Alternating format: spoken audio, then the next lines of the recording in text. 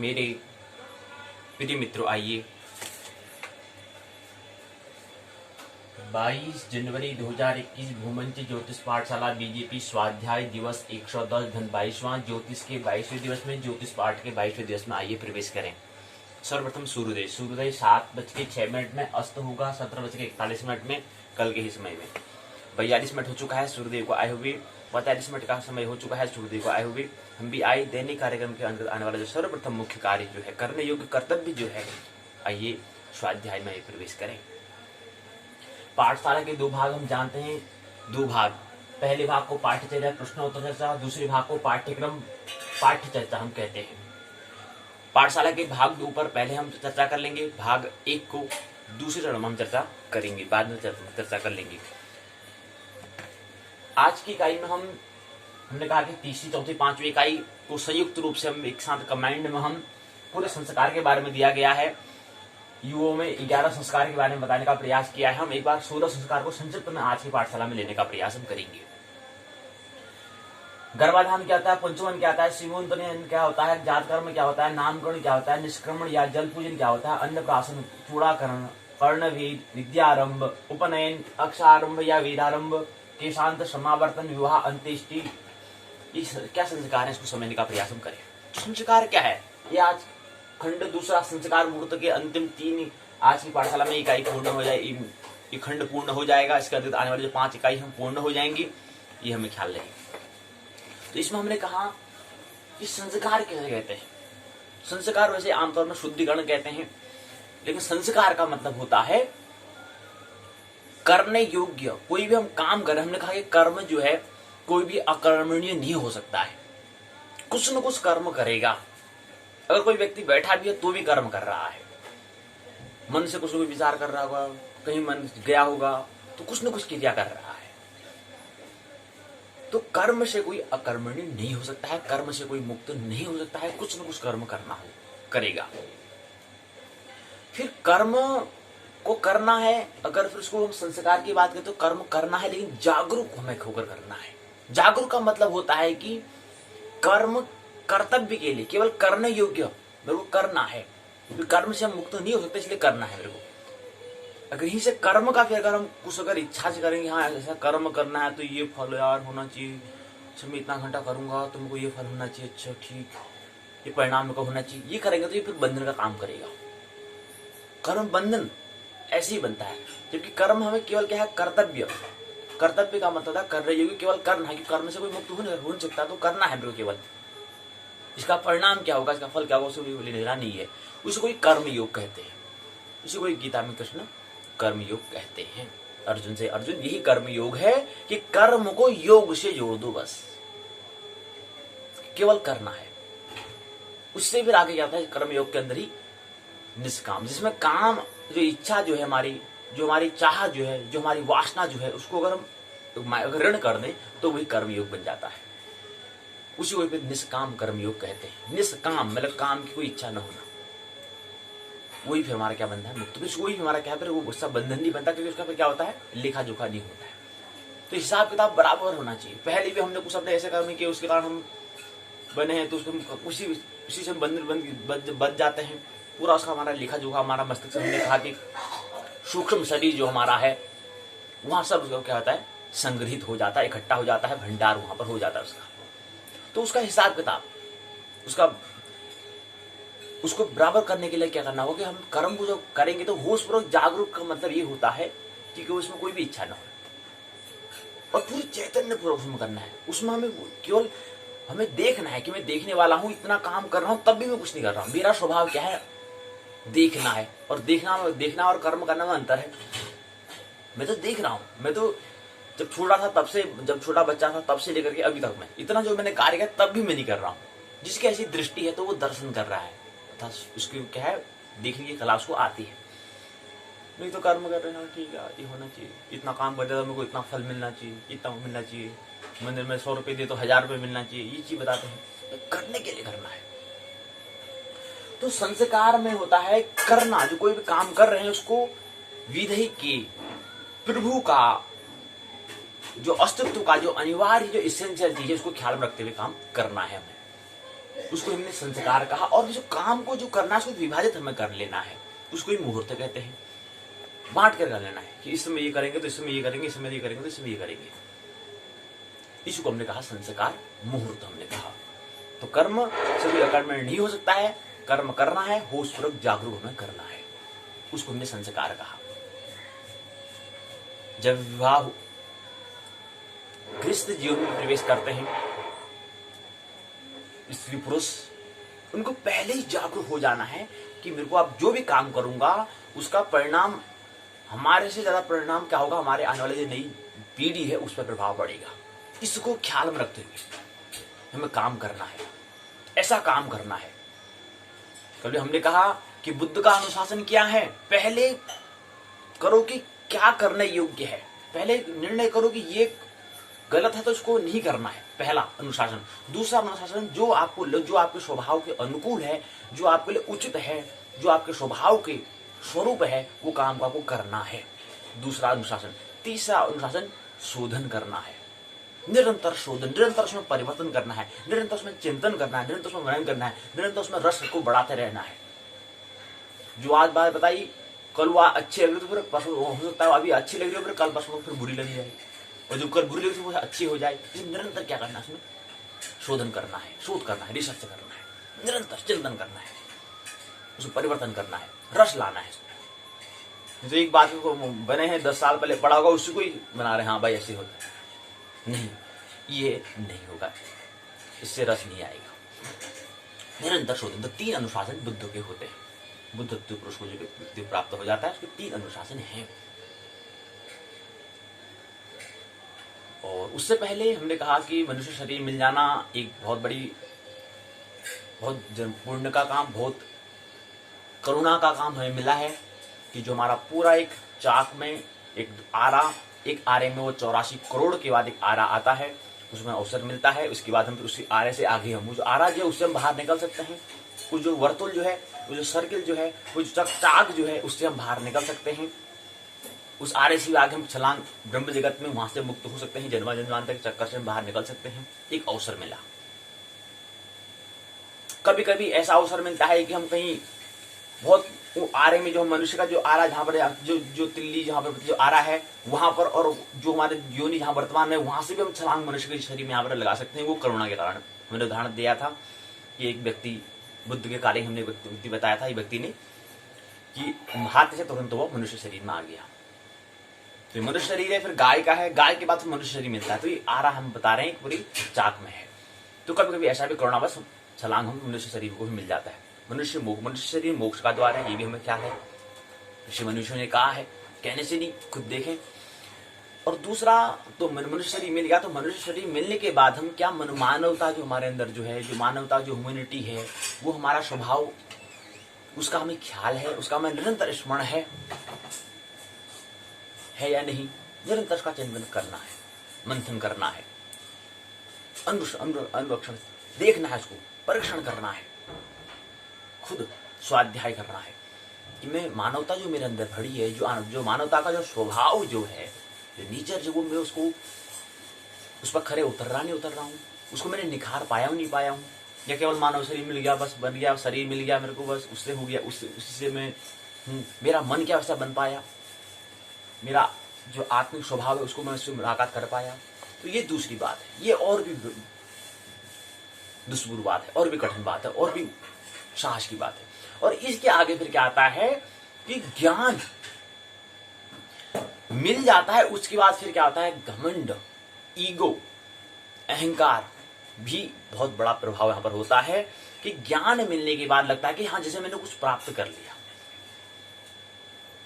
Ego का भी जन्म हो जाता है। तो इससे भी हमें क्या करना है, इसलिए हमें सम्यक पूर्वक हमें चलना होता है, बिल्कुल होश पूर्वक हमें चलना है। जागरूक का मतलब यही होता है कि ख्याल रहे, जिस दिन हम प्रकृति के सतोगुण प्रधान, तब भी वहां से भी आ जाता है, फिर घमंड आता है, अभी अहंकार आता है कि हाँ जैसे मैंने कुछ प्राप्त कर लिया हो।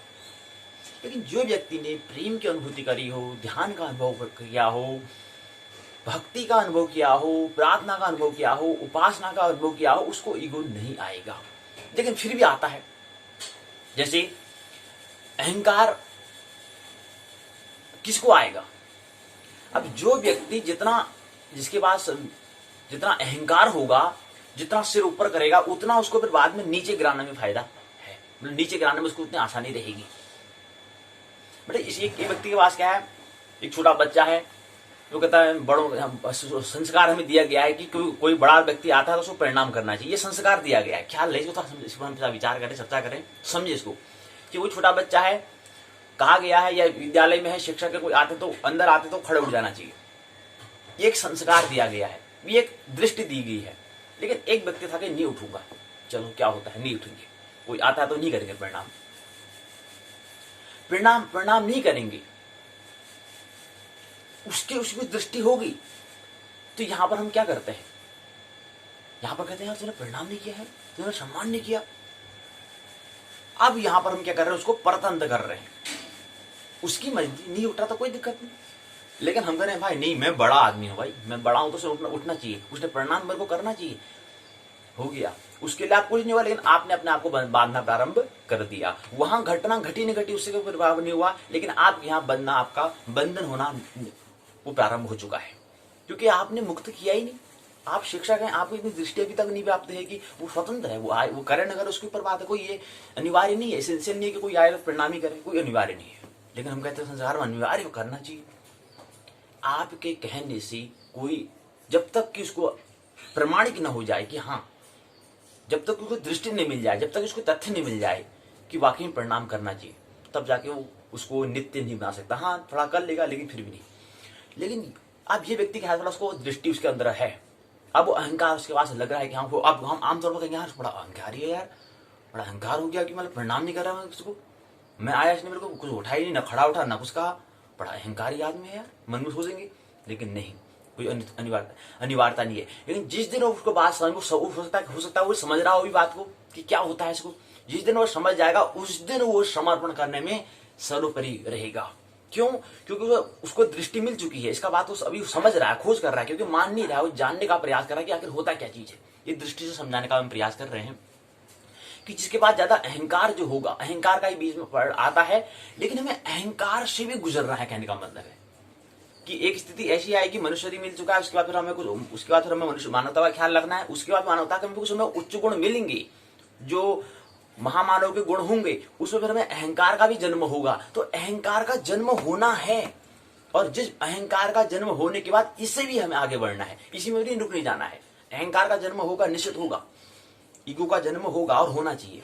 और जिस दिन अहंकार का जन्म होगा, वही व्यक्ति के फिर क्या करेगा, जैसे हम कह रहे हैं कि अहंकार का मतलब सिर ऊपर रखेंगे, तो वही फिर बाद में झुकने, जब झुकेगा, जब बात वो समझ में आएगी तो उसको झुकाने में और भी नीचे झुकेगा, तो वहां से फिर अहंकार के आगे की भी यात्रा होगी। अब जिसके बाद अहंकार ही नहीं है तो क्या करेगा? कहीं किसी के बाद अगर अपने पेट, अपनी जो दैनिक जो काम है, जो रोजी रोटी है, उसके लिए पैसा नहीं है तो दान कहां से करेगा? पहले तो अपने दैनिक जो काम है, जो जरूरतें हैं, उसको पूर्ण नहीं कर पा रहा तो दान कहां से करेगा? तो ऐसे ही एक अहंकार भी एक तीसरा चरण आता है। तो अहंकार वाला जो व्यक्ति है, पश्चिम में देखते हैं कि वहां पर अहंकार जो लोग होते हैं ज्यादा, वहां पर उनको ऐसा संस्कार नहीं दिए जाते कि कोई बड़ा व्यक्ति आएगा तो प्रणाम करना चाहिए, नहीं दिया जाता संस्कार वहां पर, क्योंकि वहां पर विज्ञान का जन्म है, वहां पर मस्तिष्क का उठा दृष्टि दिया गया है। तो हो सकता है कि अगर पश्चिम वाला एक व्यक्ति छोटा बच्चा को ले आए और यहाँ का ले आए, पूर्व की दिशा को, पूर्व की यहाँ से क्षेत्र से अगर कोई बच्चा को लें, तो दोनों में जो अभी समर्पण करने की भावना पश्चिम वाले की ज्यादा होगी बजाय पूर्व की। क्यों? क्योंकि इसने तो बचपन से सिखा दिया कि कोई आएगा तो बस झुक जाना चाहिए, बस झुक जाओ, मतलब अपनी आत्मा को गवा दो, बस बिगड़ जाने हुए मान लेना, बस हम बड़े आता तो प्रणाम कर लेते हैं, बस झुक जाना चाहिए। तो ये दृष्टि, तो जिसके बाद अहंकार होगा वही फिर समर्पण कर पाएगा। तो मध्य में अहंकार से भी हमें गुजरना होता है, वो आएगा, लेकिन वहीं पर हमें टेक नहीं जाना, वहीं पर नहीं जाना है, उसके आगे भी हमें जाना होगा, उससे भी आगे यात्रा होती है। तो ये हमें ख्याल रहे, लेकिन अहंकार होगा। तो अहंकार को फिर अभिमान में परिवर्तन करना है। अभिमान हमने कहा कि अंत से आवाज आएगी, हाँ, कि आपका जो हम किसी के द्वारा जो अंदर से जो तारीफ आएगी, जो कॉम्प्लीमेंट आएगा, हाँ वाकई तूने विकास के चरण में, विकास की जो सीरीज, जो विकास का जो चरण है, जो आयाम है, उसमें आप प्रवेश कर रहे हैं, तो आप समर्पण करो। तो अंत से अभिमान की ओर फिर यात्रा। तो अहंकार, अहंकार का अर्थात घमंड, ईगो, ईगो के बाद फिर अभिमान, अंत से आवाज आएगी, फिर वहां से प्रार्थना का जन्म हो चुका, तो फिर वो अभिवादन करेंगे, वो फिर उसका स्वभाव बन जाएगा, फिर वो उधार नहीं होगा। तो नित्य बनाने के लिए, शाश्वत बनाने के लिए, सनातन बनाने के लिए मानना नहीं जानना अनिवार्य होता है। और ये बात हमेशा सूत्र ख्याल रहे, विद्या ददाति विनयम। विद्या वही है, विद्या वही है, एजुकेशन शिक्षा जो भी कहें वही है जो क्या करे, विनय बनाए, अर्थात झुकना बनाए, अभिनय करना सिखाए, मृदुल बनाए, सरस बनाए, सरल बनाए, सरस बनाए। सा विद्या विमुक्ति, और विद्या वो है जो मुक्त करे।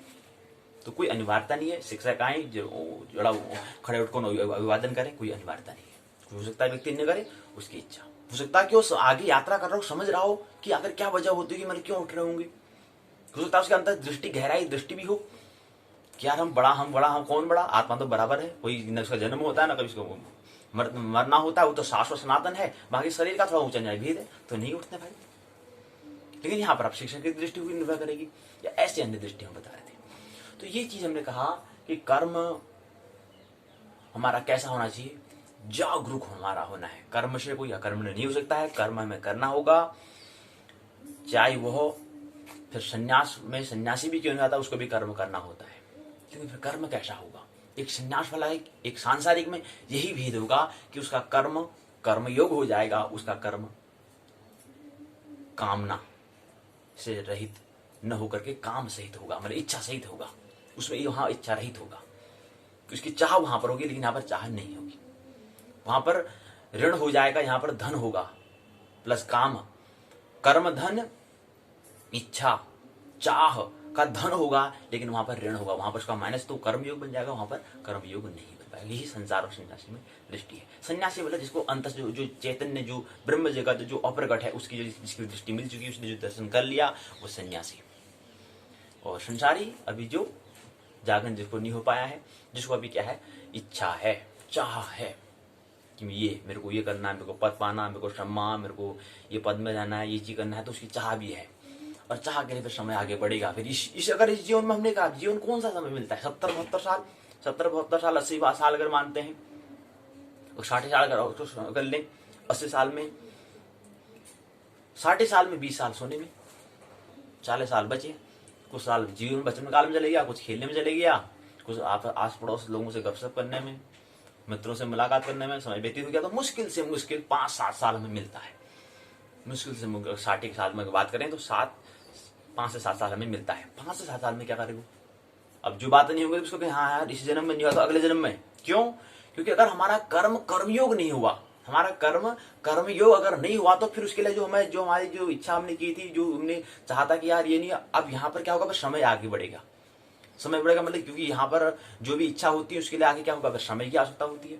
ऐसे ही समय बढ़ता है, पर ऐसे ही हमारा जन्म जन्मांतर हम चल रहे हैं कि जो इच्छा हमारा काम यहाँ पर पूरा नहीं हुआ, तो उसको हमने क्या कर लिया कि अब इच्छा तो कर ली थी, हमारा कर्मयोग नहीं बना था, हमने कहा था कर्म कर रहे हैं लेकिन इसके पीछे फल भी मिलना चाहिए। अब फल नहीं मिला तो फिर चाह कर रहे हैं यार अच्छा कोई बात नहीं, अभी नहीं मिला तो 10 साल में मिल जाएगा, 10 साल नहीं 20 साल मिल जाएगा, मृत्यु का पता नहीं, हो सकता है 10 और 20 के साल में 15 साल में क्या मृत्यु हो जाए, तो आगे फिर 5 साल का जो हमने बनाया था, योजना बनाई थी, वो फिर उसके लिए अगले जीवन की हमें अगले जीवन में फिर जाना पड़ेगा, फिर शरीर लेंगे। तो ये ऐसे ही फिर क्या होता है, समय आगे बढ़ता रहता है। ऐसे ही फिर हम ओवरतल में जन्म जन्मांतर के पुनर्वी मरण ओवरतल में हम बच जाते हैं। मुक्त कहाँ हुए, जो सुन रहा अवसर जो था वो तो गवा दिया। तो 4 बातें हमने कहा कि पहले मनुष्य की मिलना दुर्लभ है, मोक्ष का द्वार एक अपॉर्चुनिटी है, एक अवसर है, एक गोल्ड अपॉर्चुनिटी है, एक सुनहरा अवसर है कि हम ब्रह्म जगत में प्रवेश कर सकते हैं। जो हमारा स्वभाव है उससे मुलाकात कर सकते हैं, जो हमारा विकास का उच्चतम शिखर बुद्धत्व है वहां तक हम प्रवेश कर सकते हैं। पहली बात तो ये होती है। फिर मनुष्य शरीर मिल गया, प्रभु की अनुकंपा, प्रभु स्मरण का हमें ख्याल रहे। उसके बाद अपना फिर क्या करना है, अपना जो हमारा मनुष्य जो मानवता है उसका हमें निरंतर अपना क्या करना है, निरंतर उसका हमें ख्याल रखना है कि मैं मनुष्य हूं। क्या मैं मनुष्य होने का भी पशुवत तो कार्य तो नहीं कर रहा हूं, क्योंकि मनुष्य के अंदर क्या है, हमने कहा पशुवत भी छुपा है, पशु भी छुपा है, मनुष्यता भी छुपी है और मनु भी छुपा है। इंसान, शैतान और भगवान तीनों छुपे हैं। तो क्या मैं किसको, मैं क्या इंसान भगवान की ओर यात्रा कर रहा हूँ, नहीं कर रहा हूँ, या शैतान की ओर यात्रा कर रहा हूँ। इसलिए हमें निरंतर क्या करना है, स्वाध्याय करना है। कोई भी काम होता है उसमें अपना स्वाध्याय में करना होता है। जैसे पुस्तक हम यहाँ पर ले रहे हैं तो यहाँ पर भी हम स्वाध्याय कर रहे हैं। इसमें उद्देश्य हमारा ये नहीं है कि इसको हम अध्ययन करें तो यहाँ पर करेंगे, फिर उसको परीक्षा देंगे, 150 प्रश्न तैयार करने हैं, उसको देने का परिणाम अच्छा 100 में 100 नंबर लाना, अच्छा ठीक ठीक, ये कामना नहीं, ये फिर काम, ये कर्मयोग नहीं बनेगा। ख्याल रहे, ये तो एक बहाना है, एक ये साधन है, अनुकंपा है कि ये साधन हमें मिला। महत्वपूर्ण क्या होता है, वर्तमान में जीने का मतलब होता है कि एक साधन है, इसी बहाने हम अपना स्वाध्याय कर रहे हैं, अर्थात एक दर्पण का काम कर रहा है, अपना चेहरा देखना है कि चेहरा मेरा कहीं काला, कुछ धूल मिट्टी तो नहीं लगी है, अगर लगी है तो साफ कर लेंगे, बस ये साधन है, ये एक बहाना है। तो ये चीज है, तो ऐसी कोई उद्देश्य नहीं कि हाँ परीक्षा को परिणाम अच्छा ठीक हुआ आएंगे तो 100 में 100 अंक लाएंगे तो ठीक है, फिर आगे वो पद में जाऊंगा, फिर हो जाऊंगा, ये चाह नहीं। फिर ये कर्मयोग, फिर हमारा इसमें ये तो कर्मयोग कहाँ, ये तो कर्मयोग बना ही नहीं, ये तो निष्काम कर्म का बना कहाँ, ये तो काम वाला काम कर्मयोग बन गया, इच्छा वाला काम बन गया, चाह वाला काम बन गया, तो कर्मयोग कहाँ बना, ये तो बंधन बन जाएगा, फिर आगे फिर और जीवन लेना पड़ेगा। जो काम यहाँ पर नहीं करता उसके लिए फिर चाह, क्योंकि उसका तो वहां पर लिखा चुका हो रहा है ना, वो हिसाब जुड़ रहा है वहां पर। लेकिन जब हम इसको निष्काम कर्मयोग करते हैं तो कर्मयोग बन जाता है, तो फिर वहां पर वो अभी से हमारा जो वर्तमान जो समय है, तो वहां से फिर इसका हिसाब किताब नहीं बनता है, उसका वहां से ऋण होना शुरू हो जाता है, फिर वहां से हिसाब किताब, वहां से ऋण होना शुरू हो जाता है, कम होना शुरू हो जाता है। लेकिन हम चाह करते रहेंगे तो यहाँ धन होता रहेगा, जुड़ता रहेगा, जुड़ता रहेगा, जुड़ता रहेगा, जुड़ता रहेगा। कहाँ जुड़ेगा, हमारा स्थूल शरीर में, सूक्ष्म शरीर में। स्थूल शरीर तो ठीक है चले जाएगा, लेकिन सूक्ष्म शरीर क्या होगा, जन्म से यहाँ जाएंगे तो उसी का फिर संगीत हो जाएगा, इकट्ठा हो जाएगा, अगले जन्म में फिर वो कह रहा है, फिर उसी के इसी हिसाब से अगले जन्म हम लेंगे, क्योंकि वहां पर नहीं कर पाए तो वहां पूर्ण होगा, क्योंकि उसका लिखा जवाब बन रहा है। तो ये चीज है, तो निष्काम कर्मयोग कैसे बनेगा, तो इसका उद्देश्य तो बहाना है। इसी बहाने से आज हम संस्कार को समझ रहे हैं, तो संस्कार मुहूर्त में 16 संस्कार दिए गए हैं, कोई अनिवार्यता नहीं कि 16 संस्कार ये करना है, लेकिन इसकी वैज्ञानिकता क्या है, तथ्यगत क्या है, ऑथेंटिक क्या है, प्रमाणिक क्या है, इसी बात को हमें समझना है। जरूरी नहीं कि ये चीज हो, लेकिन इसकी वैज्ञानिकता क्या है, इसमें तथ्यगत क्या बातें हैं, वो हमें समझनी है।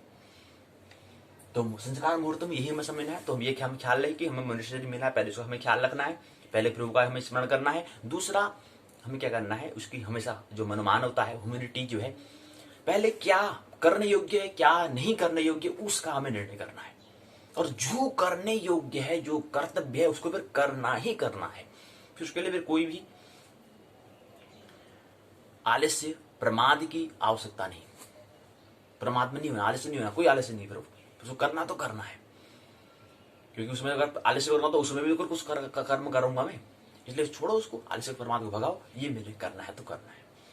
तो जो करना योग्य उसको काम करना, और जो नहीं करने योग्य उसको नहीं करना, दो बात।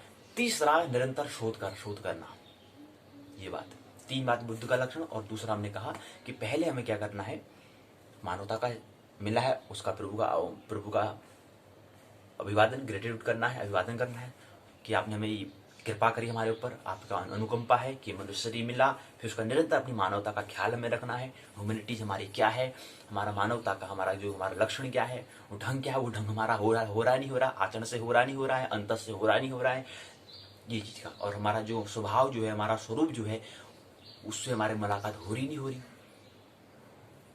फिर उसके बाद क्या करना है, अहंकार का भी जन्म होगा, अहंकार होना।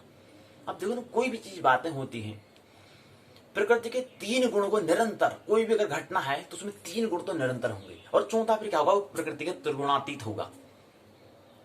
अब यार क्या अहंकार भी होना चाहिए क्या व्यक्ति को, अहंकार होगा। अब कहते कोई शिक्षा देते हैं किसी को, हम शिक्षा देने का तरीका भी क्या होगा, उस तरीके में प्रकृति के गुण का ख्याल रखते हैं हमें कि कोई भी तरीका हमें देना चाहिए कि क्या होगा, प्रकृति के 3 गुण का हमें ख्याल रखते हुए कोई भी हमें एडवाइस अगर सलाह देनी होती है तो उसको देना चाहिए। तो कहते हैं, हम आमतौर पर ये कहते हैं कि यार अहंकार नहीं होना चाहिए, आप कह रहे हैं कि अहंकार होना चाहिए। आप पहले असमंजस में डालना चाहिए, यार एक कह रहे अहंकार नहीं होना चाहिए, एक कह रहे अहंकार होना चाहिए। और तीसरा क्या आता है, फिर निरहंकार होना चाहिए, अर्थात अभिमान होना चाहिए। तो प्रकृति के 3 गुण बात हो चुकी है, बस प्रकृति के 3 गुण को ख्याल में रखते हुए कोई भी सलाह में देनी है। अब इसके बाद तुम्हारा क्या होगा, आगे ब्रह्म जगत में प्रवेश होगा। लेकिन नहीं भाई, अहंकार बड़ा घमंडी, मतलब आमतौर पर कोई अहंकार कर रहा है ना, हो सकता है वो उसका अहंकार अभिमान भी हो। अब जैसे कृष्ण व्यक्तित्व वाले हैं, वो भी अहंकार जैसा लगता है, हम उसको अहंकार कहते हैं, लेकिन वो अभिमान है। वो अंतस से अभिमान, मतलब अंतस से, आत्मा से निकली हुई बात है, वो वाकई में उनके अंदर कुछ घटा, इसलिए कह रहे हैं। लेकिन एक आम व्यक्ति भी वो भी कहेगा तो उसका भी हो सकता है वो अहंकार ही हो या अभिमान हो, वो तो उसकी दृष्टि उसके इस तरह बात करेगा। लेकिन बीच में अभिमान का भी अहंकार से भी हमें गुजरना होगा। तो जितना अहंकारी होगा वही ज्यादा उतना समर्पण कर पाता है, ये भी हमें ख्याल रहे। इसके बाद अहंकार ही नहीं है, पहले से उन्हें आत्मा को गवा दिया, ठीक है जी। क्यों? अहंकार का मतलब क्या है कि आत्मा की गवाह देना कि मैं भी कुछ हूं। क्या है? एक नाम होता है, एक अहंकार होता है। तो नाम का मतलब क्या है कि शरीर का एक नाम, और एक होता है कि आत्मा का जिसे कुछ पुकारता है उसका नाम ही तो अहंकार है। उसका ये नाम तो अभिमान है। और किसका नाम है? अपनी गवाह देना कि मैं हूं, मैं भी कुछ हूं, उसका नाम अहंकार, उसका नाम ईगो है। तो होगा, लेकिन फिर एक समय एक बात क्या होगा, वो वही समर्पण कर पाएगा। ये चीज है। आइए अब मुख्य प्रश्न के संस्कार मुहूर्त हम ये समझने का प्रयास करेंगे कि षोडश संस्कार क्या है। संस्कार क्या है?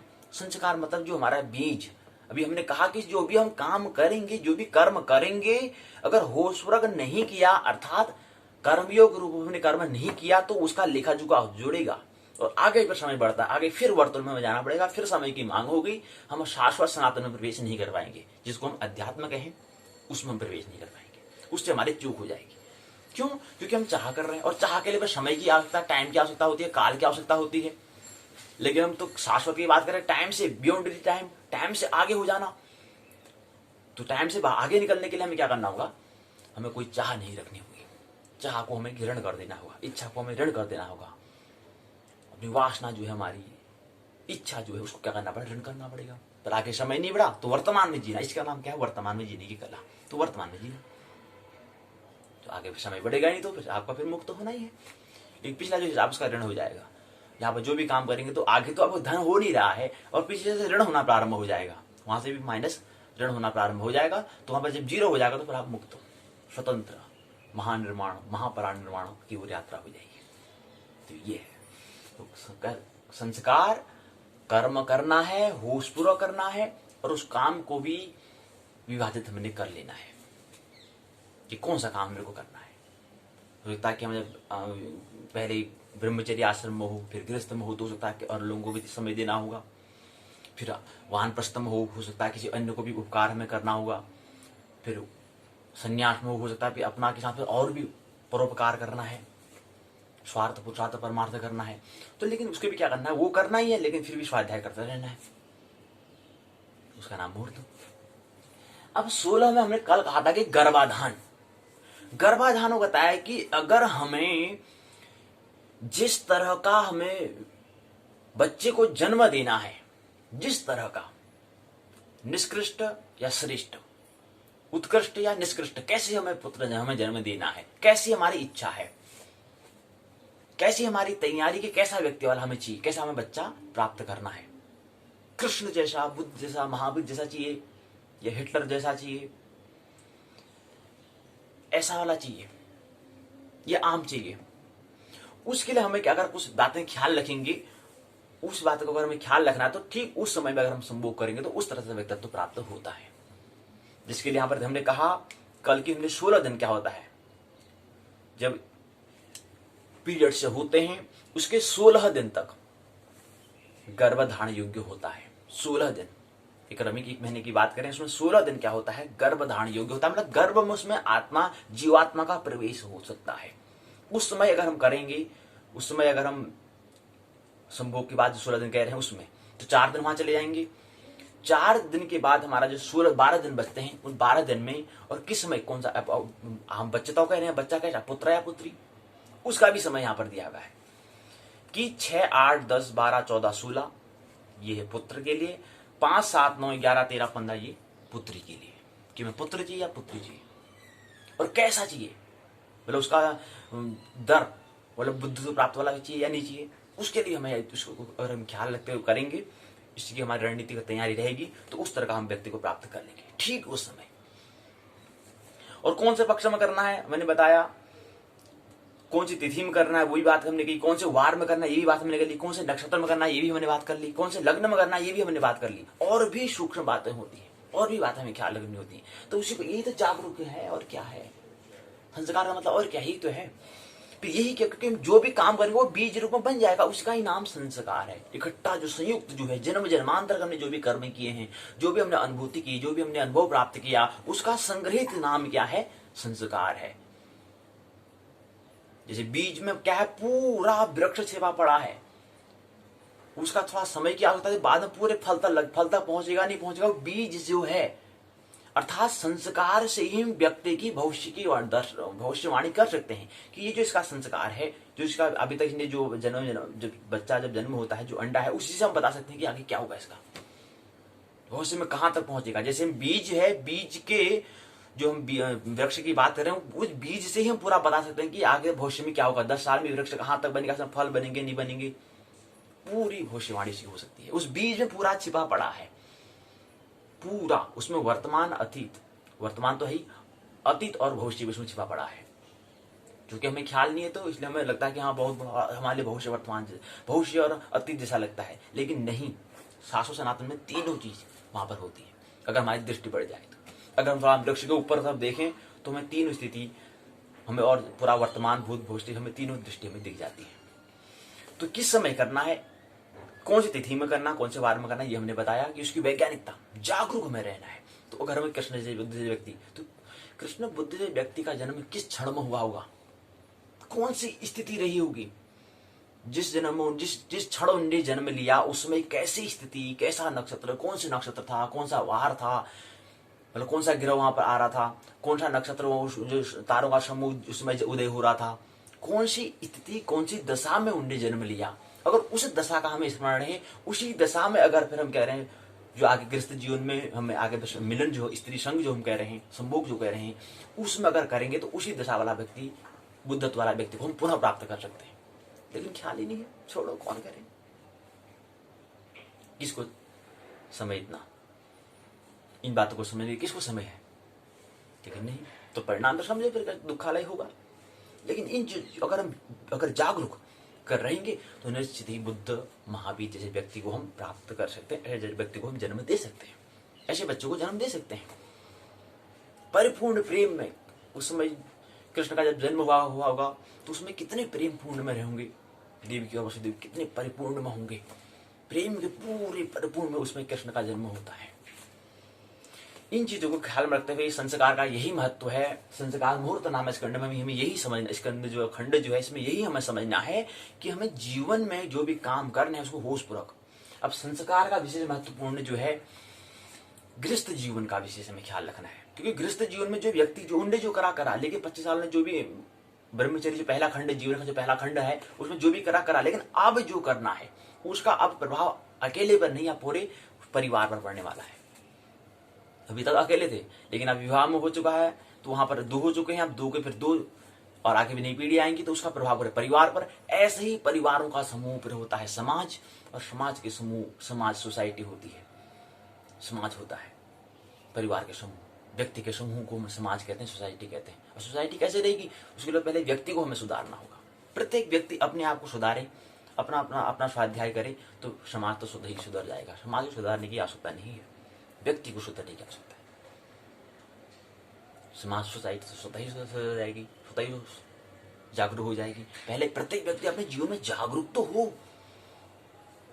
अब जागरूक की हम बात कर रहे हैं, गर्भाधान संस्कार में यही तो होता है कि जागरूक रहना है कि कोई भी घटना करेंगे तो वो परिणाम क्या होने वाला, आगे आने वाली पीढ़ी में पड़ने वाला है। ऐसे ही दूसरा संस्कार भी क्या है, पुंसवन हो गया, सिमोनतनयन हो गया, पुंसवन हो गया। आगे ऐसे संस्कार बताए हैं, 16 संस्कार बताए हैं, 16 संस्कार बताए हैं, सीमंतोन्नयन संस्कार हो गया। अब इसी क्रम में आता है कि पुंसवन में क्या होता है कि प्रथम गर्भ स्थिति में निम्न काल शुद्धि में करना चाहिए। कौन से महीने में करना है, गर्भ धारण से 3रा महीना जो है उसमें क्या करना है, पुंसवन संस्कार किया जाता है। क्या संस्कार नहीं भाई, कहाँ संस्कार, कौन संस्कार, संस्कार भी कुछ चीज, अच्छा संस्कार भी कुछ होता है, अच्छा संस्कार भी है, मेरे को पता ही संस्कार भी होता है। मतलब जागरूक ही नहीं, मेरे पुंसवन संस्कार पूछेंगे कितने संस्कार होते हैं, अच्छा संस्कार क्या होता है संस्कार, हाँ सुन ले शब्द सुना जैसा तो लग रहा है, हाँ सुना था एक दिन कोई बात होती, सुना था हाँ संस्कार जैसे कह रही थी, बस संस्कार सुना था। मतलब संस्कार का मतलब क्या होता है, संस्कार का मतलब क्या होता है, अच्छा। और गृहस्थ जीवन कब से पहले कर रहे हैं, अरे ज्यादा समय नहीं, भी 10 ही साल हो रहे, अच्छा 10 साल हो गए गृहस्थ जीवन में, गृहस्थ आश्रम में प्रवेश किए हुए, और संस्कार का पता ही नहीं है। लो जी लो, हो क्या देश का कल्याण, जागरूक ही नहीं है। और जबकि दूसरा संस्कार पुंसवन जो गर्भ में जो बता रहे हैं कि 3 महीने में, गर्भधारण से लेकर के 3 महीने के समय में ये पुंसवन संस्कार हो जाना चाहिए, लेकिन 10 साल हो गए, मैं उसको पता ही नहीं संस्कार ही होता है। जागरूक। फिर बता दें कौन सी तिथि में करना है, कौन से वार में करना है, और कौन से नक्षत्र में, कौन से लग्न में करना है, पूरा इसकी वैज्ञानिकता यहां पर दी गई है। फिर अगला आता है इसी क्रम में सीमंत धन उन्नयन संस्कार। तीसरा संस्कार होता है विवाह अंतरांत प्रथम गर्भ स्थिति में अवसर पर करना होता है। गर्भाधारण जो है 6 से 8वें महीने में ये होता है, 6 और 8वें मास में यह होता है। कौन तिथि में करना है, उस तिथि का बताया है, वार भी बताया है, नक्षत्र भी बताया है, लग्न भी बताया गया है। इसी क्रम में फिर अगला संस्कार जो है वो है नामकरण संस्कार। हाँ, एक थोड़ा नामकरण संस्कार थोड़ा हमें दिखता है, नाम संस्कार तो पता नहीं, लेकिन नामकरण जैसा कुछ कार्यक्रम होता है ये तो हमें साथ दिखता है। हाँ यार फलाना ना आज नामकरण हो रहा, अच्छा ठीक ठीक, अच्छा कहीं यार मतलब पूर खान जैसे लाग रही, पूर खान जान छी मत, अच्छा बहुत दिन पूर्ण खा रही ने, पूर खान जान छी मत, बस पूरी खाने खा वही बस मस्त रहो। नामकरण का संस्कार का मतलब क्या, वो छोड़ो पेट पूजा पर उपाय दूजा, नामकरण था। हाँ, नामकरण के बारे में सुनना है, हाँ बगल में क्या हो फलाना नामकरण था, आज नामकरण संस्कार पता है, लेकिन पहले के 3 संस्कार गर्भाधान, पुंसवन, सीमोन्नयन संस्कार के बारे में ख्याल नहीं है, न से ख्याल। तो नामकरण संस्कार चौथा नामकरण संस्कार होता है। नामकरण के बारे में हमें ख्याल है, तो नामकरण मतलब उस जातक, उस व्यक्ति को आप किस नाम से पुकारेंगे, और नामकरण में कौन सा नाम होना चाहिए, कौन सा अक्षर। मैंने बताया कि चरणाक्षर जो है 108 में से कोई एक अक्षर आएगा, और 12 राशि में से कोई एक 12 राशि में से कोई एक राशि होगी, कोई एक वार होगा, कोई एक तिथि होगी, 2 पक्षों में कोई एक तिथि होगी, और नक्षत्र कोई योग होगा, कोई एक कर्ण होगा, मुख्यतः पंचांग। तो नामकरण में क्या करना है, नामकरण जो है वो तिथि बता रखी है, वार बता रखा है, नक्षत्र बता रखा है, लग्न बता रखा है। तो इन 4 तिथि का, वार का, नक्षत्र का, लग्न, कौन से तिथि में, कौन से वार में, कौन से नक्षत्र में, कौन से लग्न में ये नामकरण संस्कार होता है, इसके बारे में यहाँ पर जिक्र किया गया है। अब ये बताते हैं कि विप्र को 10 से 12 दिन में, क्षत्रिय को 13वें दिन में, वैश्य को 16 से 20वें दिन में, शूद्र को 30वें दिन में बालक का नामकरण संस्कार करना चाहिए। आप पूछने की नामकरण होने जो जब जन्म हो जाता है उसका 11वें दिन ही या 10वें या 12वें दिन ही क्यों होता है नामकरण? ऐसा कभी विचार किया कि 10वें दिन 12वें दिन ही क्यों उसका नामकरण होता है? अब यहाँ बता रहे कि विप्र, क्षत्रिय, वैश्य, शूद्र। अब वर्ण की बात है, वर्ण क्या होता है यार, बस एक 11 दिन हो जाने चाहिए, कौन करेगा? अब लेकिन यहां पर कहते हैं कि नामकरण संस्कार का भी हमें, अगर जिसका व्यक्ति का स्वभाव वर्ण जो है, जिसका स्वभाव क्या है, ब्राह्मण विप्र का है, विप्र का है, जिसका क्षत्रिय, अब वर्ण का भी ऐसा जागरण होना है, वर्णाश्रम के प्रति भी हमें जागरूक होना है। उसकी वैज्ञानिकता है, प्रमाणिकता है, तथ्यगत वो बात है, लेकिन ख्याल कौन करे? बस 11 दिन हो गया, नामकरण हो जाएगा, ठीक है। मतलब कहने का मतलब ये है कि कोई अगर समाज में अगर आसपास देखें किसी व्यक्ति का जन्म हो रहा है, निश्चित नहीं है कि उसका नामकरण 11वें की हो, कोई अनिवार्यता नहीं है। हो सकता है वो क्या हो, 13वें दिन भी हो सकता है, हो सकता है वो 20वें दिन भी हो सकता है, हो सकता है वो 16वें दिन भी हो सकता है, कोई अनिवार्यता नहीं 11वें दिन भी हो, ये ख्याल रहे। क्यों ऐसा, क्यों? मैं आज तक तो कोई ऐसा था ही नहीं कि 11वें दिन नामकरण करना तो करना है भाई, लेकिन नहीं, वैज्ञानिकता यह है कि अगर उसका स्वभाव अगर विप्र का है तो 10 से 12वें दिन में, या 10वां या 12वां या 11वां दिन में हो जाना चाहिए नामकरण। लेकिन अगर उसका स्वभाव क्षत्रिय होगा तो 13वें दिन में होगा, अगर उसका स्वभाव वैश्य होगा तो 16वें दिन या 20वें दिन में होगा, अगर उसका शूद्र होगा तो 30वें दिन में बालक का क्या होगा, नामकरण संस्कार करना चाहिए। कोई याद है, पता है? अच्छा चिंटू पूछ रहा है, गुरुजी मैं तो हर 11 दिन में 12 दिन में कहा था, अर्थात इसका मतलब सब ब्राह्मणी है क्या? सबका स्वभाव ब्राह्मणी है? इसका मतलब ये होता है फिर अगर 11 दिन में 12 दिन में कर रहे हैं, 10वें या 11 दिन में 12 दिन में कर रहे हैं, तो इसका मतलब सब क्या है, ब्राह्मणी है। फिर इसका मतलब सब ब्रह्म को जानने वाली है, ब्रह्म और अंड को ही जानने वाले हैं, कि नियम तो ये, तथ्य तो ये होता है।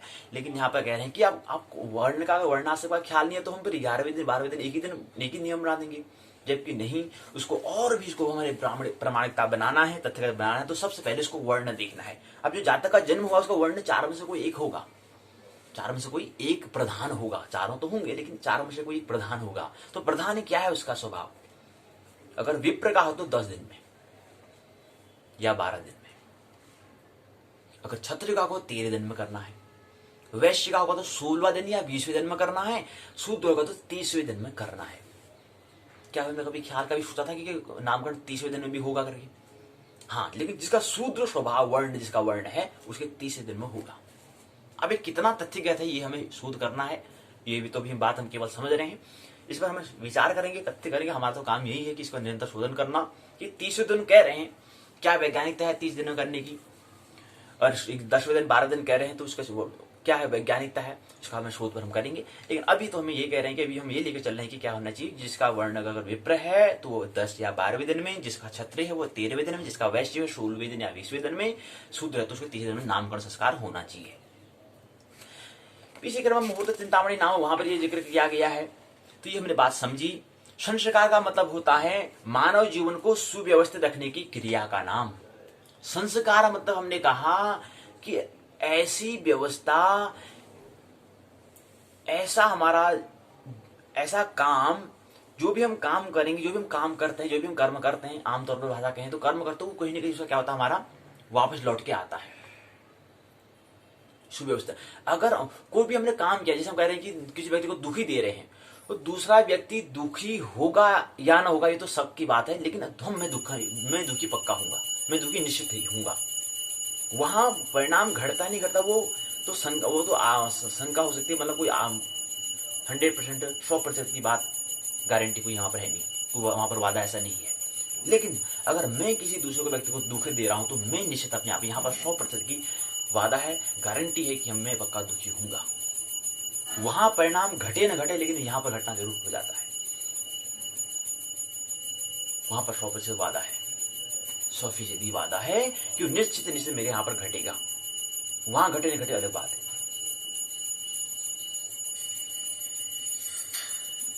तो कर्म हमें ऐसा करना है, तो अगर मैं कर्म अगर ऐसा कर रहा हूं, दूसरों को दुखी दे रहा हूं, तो वो फिर वापस लौट के आता है। दीवार में गेंद मारी तो वापस लौट के आती है। अगर मैं दूसरे को दुखी दे रहा हूं तो वो दुखी ही लौट के मेरे पास आएगा। जबकि मेरी दृष्टि ये थी कि मैं दुखी दूंगा, इसको दुख करने के लिए मैंने दुख देने का प्रयास किया था ना, तभी तो उसका नाम दुख है। ये दुखी हो जाए, इसको मैं दुख देना है, इसी को मैंने ख्याल रखते हुए मैंने इसको दुख दिया, कष्ट दिया। लेकिन ऐसा होता नहीं है। प्रकृति का नियम कुछ और ही कि जो दोगे वही वापस लौट के आएगा, जो दोगे वही वापस लौट के आएगा। दीवार में गेंद मारी है तो वो वापस आएगी, प्रतिफलन उसका होगा। तो दुख को कहीं दूसरा नहीं देता है, हम स्वयं निर्माण करते हैं, दुख का सृजन हम स्वयं करते हैं। अब ऐसे ही दुख की नियम तो ऐसे सुख की भी नियम करता है। सुख का नियम लागू होता है कि अगर मैं दूसरे व्यक्ति को सुख दूंगा तो वो सुखी होगा ना होगा उसकी बात है। वहां पर कोई 100% वादा या गारंटी की वहां पर कोई वादा हो नहीं सकता है। लेकिन वो अगर मैं दूसरे को सुखी करने का प्रयास कर रहा हूँ, आनंदित करने का प्रयास कर रहा हूँ, तो वो वापस लौट के आएगा, तो मैं आनंदित हो जाऊंगा, ये पक्का है।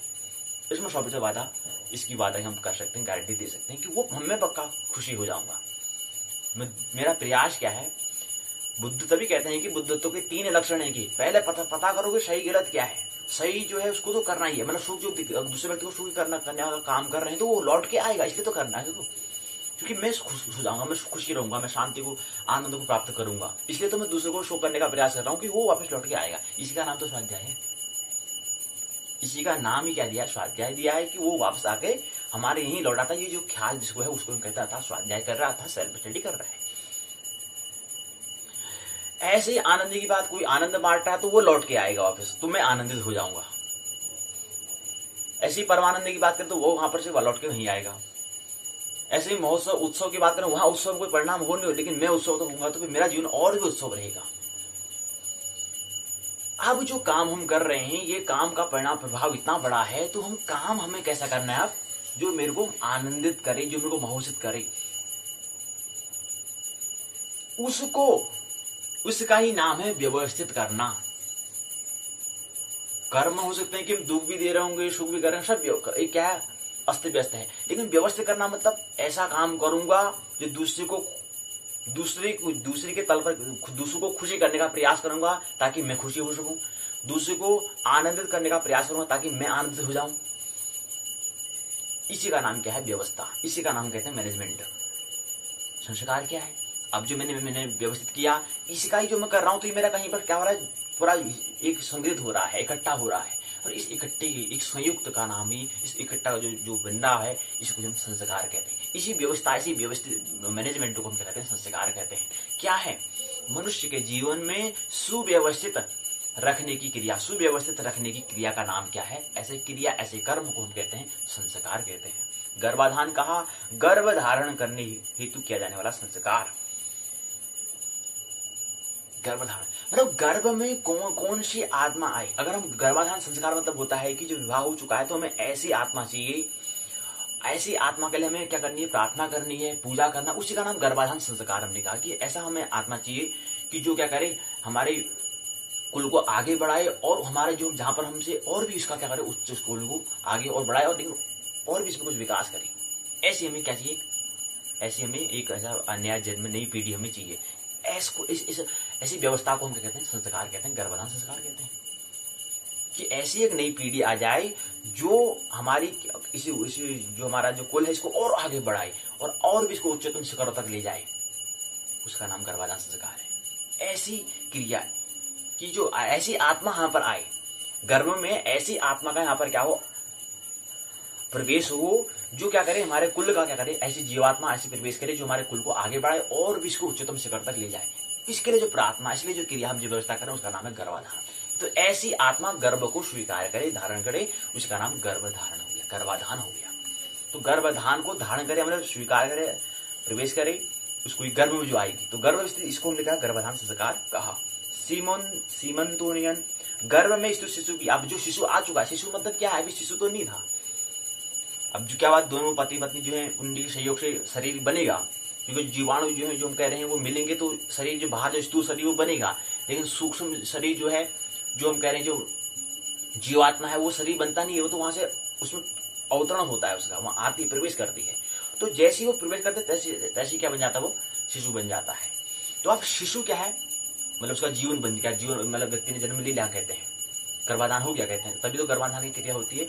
अब ये जो गर्भाधान हुआ, ये क्या है, 9 महीने तक सुरक्षित रहे। 9 महीने बाद आराम से शरीर का निर्माण बने, स्थूल शरीर पूरा अच्छे से बने, और 9 महीने के बाद थोड़ा अच्छी तरह से क्या आ जाए, बाहर आ जाए, अर्थात जन्म हो जाए, जिसको हम कहें। अब 9 महीने भी कम समय नहीं होता, 273 अहोरात्र, 273 अहोरात्र, डे नाइट, इतने दिन, और 224 घंटे से गुणा करते, इतने घंटे का समय क्या आता है, वहां गर्भ में रहना है। तो कहीं पर गर्भ में आप बहुत सारा, गर्भ कैसा है, वहां पर कितनी सारी यातना, कष्ट सहने पड़ते हैं। तो वहां पर हमें इसको सुरक्षित रखना है, तो इसके लिए भी क्या करना है, आगे सीमंतोनियन संस्कार करना है, रक्षार्थ के लिए, उसकी रक्षा रही, वो सुरक्षा रही। फिर इसी क्रम में पुंसवन करते हैं, तीसरे महीने में गर्भ से शिशु की रक्षा। अब 3 महीने, जैसे समय आगे बढ़ रहा है, फिर उसको संस्कार करना है, फिर उसकी रक्षा करना है, फिर उसका शुद्धिकरण करना है। फिर इसी क्रम में अगला नामकरण आता है। फिर 3 महीने हो चुके हैं, फिर उसका आगे क्या होता है, नामकरण संस्कार होता है, फिर नाम रखना होता है। अब जो शिशु आ चुका है बाहर, जो बच्चा आ चुका है, उसका भी नाम करना है कि व्यक्ति इसको किस नाम से पुकारेंगे, और नामकरण किस आधार पर, इसके स्वभाव को, अच्छा इसका स्वभाव इस स्थिति में लिया, इसमें ये चल रहा था, इसमें ये चल रहा था, तो इसलिए इसका नामकरण इस नाम से होगा। जन्माक्षर ये है तो इससे नामकरण इसका होगा, इस नाम से इसको पुकारा जाएगा। क्यों? क्योंकि इसका व्यक्तित्व ऐसा है, क्योंकि इसका नेचर ऐसा है, क्योंकि इस स्थिति में जन्म लिया है, इसलिए इसका नामकरण ये होगा। तो ये नामकरण, नाम रखने की क्रिया का नाम नामकरण संस्कार हम कहते हैं। तो प्रश्न पूछा था, गर्भाधान और सीमंतोनियन संस्कार को बताते हैं, उसका विस्तृत वर्णन करो। पुंसवन नामकरण संस्कार को परिभाषित करो, उसका विस्तार में वर्णन कीजिए। तो ये तो हमने बताया कि इकाई तीसरी कल हम देख रहे थे, चौथी इकाई, 5वीं इकाई, 2 इकाई को और लें। तो प्रश्न छोटा बड़ा दोनों में साथ में लेके चलना है, वो भी थोड़ा औपचारिकता जो है उसको भी हमें निभाना है। तो छोटा प्रश्न यहीं से बन जाता है। बड़ा प्रश्न हमने कहा कि इसमें क्या पूछा है कि गर्भाधान और सीमंतोनियन संस्कार जो है, गर्भाधान और सीमंतोनियन जो संस्कार है, उसको विस्तारपूर्वक वर्णन करो। ये भी आ सकता है कि अब यहाँ पर ने जिक्र कर दिया कि गर्भाधान और सीमंतोनियन संस्कार के बारे में बताना है। अगर हम ये गर्भाधान संस्कार जो है उसको विस्तारपूर्वक वर्णन करो, तो ये छोटा प्रश्न बन जाएगा, 7 अंक का बन जाएगा, लघु बन जाएगा। और बड़ा क्या बन जाएगा, 2 संस्कार एक साथ पूछ लेंगे। पुंसवन नामकरण संस्कार को परिभाषित करो, विस्तारपूर्वक उल्लेख करो, तो बड़ा प्रश्न बन जाएगा। तो ऐसे बड़ा बनता है, ऐसे छोटा प्रश्न बनता है, प्रश्न का सवाल का जो जवाब देना है। अब अगला आता है इकाई 34 जल पूजन कर्णवेद अन्नप्राशन चूड़ाकर्म। इकाई संरचना दी है, प्रस्तावना उद्देश्य जल पूजन कर्णवेद अन्नप्राशन चूड़ाकर्म में परिचय। जल पूजन कर्णवेद अन्नप्राशन चूड़ाकर्म का स्वरूप और महत्व। बोध प्रश्न है जो 5 प्रश्न सत्र कार्य में पूछा जाएगा। पारिभाषिक शब्दावली, बोध प्रश्न का उत्तर, संदर्भ में निबंधात्मक प्रश्न यहाँ पर दिया गया है। अब प्रस्तावना जो हमें बताया गया है कि क्या है अगला संस्कार जो है वो है जल पूजन, फिर कर्णवेद है, फिर अन्नप्राशन है, फिर चूड़ाकर्म है। जल पूजन का मतलब होता है कि पुरुष होता है स्त्री द्वारा जल पूजन मतलब कुआं पूजन से होता है। जन्म के पश्चात शिशु का कर्णवेद अन्नप्राशन चूड़ाकर्म तथा मुंडन संस्कार भी किया जाता है। अब कुआं क्या होता है कि ये पुरुष होता स्त्री के द्वारा जल पूजन होता है, जिसमें सामान्य भाषा में हम कुआं पूजन भी हम कहते हैं, जल पूजन भी कहते हैं। जातक के जन्म के साथ उसका कान छेदन संस्कार किया जाता है। दक्षिण भारत में यह संस्कार बहुत है मात्रा में उपलब्ध होता है, अन्न मात्रा में इसको उपयोग तो करते हैं, आचरण में लाते हैं। अन्नप्राशन जातक को सर्वप्रथम अन्न पान कराने हेतु किया जाता है, अन्नप्राशन भी हम कह रहे हैं। चूड़ाकर्म जातक का मुंडन संस्कार हम कहते हैं। फिर यहाँ पर जो उद्देश्य दिए 1 2 3 4 5 उद्देश्य दिए हैं। परिभाषा करना, जल पूजन कर्णवेद अन्नप्राशन चूड़ाकर्म संस्कार को परिभाषित करना, महत्व करना, विभेदन कर निरूपण करना, स्वरूप का वर्णन करना, संबंध को बताना, ये 5 उद्देश्य यहाँ पर दिए गए हैं। इसी क्रम में जो 4 संस्कार हैं, जल पूजन हो गया, कर्णवेद हो गया, अन्नप्राशन चूड़ाकर्म को यहाँ पर बताया है। पहले जल पूजन में करना है तो कौन से महीने में करना है, कौन से तिथि में करना है, कौन से वार में करना है, कौन से नक्षत्र में करना है, कौन से विशेष में करना है, इसके बारे में यहाँ पर दिया गया है। फिर इसी क्रम में अगला क्रम आता है कौन से महीने, उसके बारे में बात कर लेंगे। फिर कर्णवेद संस्कार जो है वो उसके बारे में बता दिया कि कौन से, इसका मतलब क्या होता है, कौन से महीने में करना है, कौन से तिथि में करना है, कौन से वार में करना है, यहाँ पर दिया गया है। इसी क्रम में फिर आता है कर्णवेद को लग्न शुद्धि, उसमें कौन सा लग्न है, कौन से लग्न में करना है, इसके बारे में यहाँ पर बात की गई है। फिर अगर आता है अन्नप्राशन संस्कार जो है वो कौन से महीने में, कौन से तिथि में, कौन से वार में करना है, इसके बारे में यहाँ पर दिया गया है। और उसमें अन्नप्राशन जो करना है उसमें कौन सा लग्न होना चाहिए, कौन सा लग्न शुद्ध रहे, उसके बारे में यहाँ पर बात कर रहे हैं। फिर इसी क्रम में चूड़ाकर्म आता है, चूड़ाकर्म भी कौन से महीने, कौन से मास में, कौन से वार में करना है और कौन से लग्न में करना है, इसके बारे में यहाँ पर बात की गई है। कौन से पक्ष में, कौन सी तिथि में करना है, उसके बारे में दी गया है। अब जो बोध प्रश्न पूछा गया है जो सत्र कार्य के लिए आते हैं 5 प्रश्न, पहला, दूसरा, तीसरा, चौथा, 5वां, 5 प्रश्न पूछे गए कि जल पूजन से क्या मतलब है, क्या मतलब है। तालाब पूजन है, कुआं पूजन है, नहर पूजन है, कोई नहीं। सत्र कार्य में 5 प्रश्न पूछे, 20 प्रश्न आएंगे, 100 प्रश्न तैयार करने हैं, तो पूछ लेंगे कि बताओ जल पूजन का मतलब क्या होता है। अभी कहा था कुआं पूजन होता है, तो इसमें हम क्या कर देंगे, चुनाव कर देंगे, इलेक्शन कर लेंगे, इस पर टिक हम कर देंगे। तो पहला प्रश्न ये। दूसरा प्रश्न है कि चूड़ाकर्म का मतलब क्या होता है। चूड़ाकर्म का मतलब क्या होता है। कर्णवेद संस्कार होता है, अन्नप्राशन होता है, वंदन संस्कार होता है, मुंडन संस्कार होता है। क्या होता है चूड़ाकर्म का, मुंडन संस्कार होता है। अगला आता है विष्णु शयन आरंभ होता है आषाढ़ कृष्ण पक्ष एकादशी से, आषाढ़ शुक्ल पक्ष एकादशी से, आषाढ़ शुक्ल पक्ष तृतीया से, आषाढ़ शुक्ल पंचमी से विष्णु शयन। इस प्रश्न को तैयार करना है। चर संज्ञा नक्षत्र क्या है। चर मतलब जो अचर चर, मतलब हमने कहा कि जो नक्षत्र है गतिशील है या स्थिर है, गति है या स्थिर है, ये बताना है हमें। तो चर मतलब क्या होता है कि स्वाति पुनर्वसु श्रवण धनिष्ठा सद्वैसा, स्वाति पुनर्वसु श्रवण धनिष्ठा, स्वाति पुनर्वसु श्रवण उत्तर पूर्व भाद्रपद, स्वाति पुनर्वसु मृगशिरा रेवती। इन 4 बजे में एक विकल्प, पहला, दूसरा, तीसरा, चौथा, 4 विकल्प है, 4 विकल्प से विकल्प चुनना है। और वहां पर चर संज्ञा मतलब कौन सी है। संज्ञा मतलब होता है नाम, चर नाम वाली नक्षत्र कौन से है उसको बताओ, ये प्रश्न तैयार करना। अगला प्रश्न आता है कि रिक्ता संज्ञक तिथियां कौन सी है वो बताओ। फिर विमर्श यहाँ पर मुंडन संस्कार जो है इसको हम बता रहे हैं कि जो चूड़ाकर्म संस्कार है उसको कह रहे हैं। इसके बारे में पूरी बात हमें बताने का प्रयास यहाँ पर किया गया है। अभी तो विस्तार से बात है, लेकिन हमें तो काम करना ही है, इसको धीरे धीरे अच्छे से हम समझने का प्रयास करेंगे। अभी केवल संक्षिप्त में हम समझ रहे हैं कि पहली बात हमें क्या क्या समझना है, क्या क्या दिया गया है पाठ्यक्रम में, क्या क्या दर्ज है, इसको हम देख रहे हैं। उसके बाद विस्तार से हम बात करेंगे। तो ऐसा नहीं कि मतलब अभी हमने बात कर ली तो आगे बात नहीं करेंगे, हमारी तो बात निरंतर चलती रहेगी। अभी द्वितीय वर्ष में बात करें तो आगे हम स्नातक द्वितीय वर्ष पूर्ण हो भी जाएगा तो उसके बाद भी हम चर्चा करेंगे, क्योंकि इसमें क्या है, हमें समझना है, इसको शोध करना है, इसको चिंतन करना है, इसमें क्या वैज्ञानिक था, इसको तथ्यगत लेना है। सूक्ष्म हिसाब, सूक्ष्म खोज है ज्योतिष। तो इसी हिसाब से देख रहे हैं यहाँ पर उसको जो हमारा मुंडन संस्कार है उसको बताने का यहाँ पर प्रयास किया गया है। फिर आता है छोर मुहूर्त कौन सा होता है, उसके बारे में दिया है। मुहूर्त का यही एक हिस्सा है जिसको हम छोर मुहूर्त कहते हैं। तो यही बात यहाँ पर दी गई है, सारांश से बात दी गई है। संस्कार का मतलब होता है मनुष्य धारण करके अपने व्यक्तित्व का समाज में सदा के लिए नया आदर्श स्थापित करता है। संस्कार मतलब होता है कि तो ना जितनी हम बात को हम अध्ययन करेंगे उतना ही नई नई परिभाषा निकलेगी, उतना उस बात समय ख्याल में आती रहेगी। तो कुछ संस्कार का मतलब होता है कि कोई व्यक्ति ने जो अस्तित्व का जो अनिवार्य है उसको ख्याल में रखते हुए कुछ ऐसा व्यवस्था बनाना, कुछ ऐसा मैनेजमेंट बनाना, कुछ ऐसी दृष्टि बताना, कुछ ऐसी सलाह देना कि उस स्थिति में अगर वो जीवन जिएगा तो उसका महोत्सव बनेगा, वो आनंद, उसमें जीवन में रस आएगा। इस स्थिति का नाम ही संस्कार है। अगर वो ऐसा नहीं करेगा तो उसका संस्कार में कुछ बीज उसका आरोपण हो जाएगा। अर्थात मतलब कहने का मतलब यह है कि समझो किसी व्यक्ति ने अनुभव किया कि अगर आप दूसरे व्यक्ति को दुखी देंगे तो आप निश्चित दुखी होते हैं, आप तो निश्चित दुखी होंगे, इसमें कोई दोहराई नहीं है। खुद प्रैक्टिकल करें, खुद प्रयोगात्मक करें, खुद एक्सपेरिमेंट करें। लेकिन ये संस्कार अगर आप इस बात का ख्याल रखोगे, अगर दूसरों को दुखी नहीं करोगे तो इसका मतलब क्या होगा, आप दुखी कभी नहीं हो सकते। अगर दूसरों को दुखी करने का प्रयास किया, कष्ट देने का प्रयास किया, तो आप पर घटना होने वाली है, आप पर ही नियम लागू होगा, जिसमें कोई संशय नहीं है, कोई दोहराई नहीं है।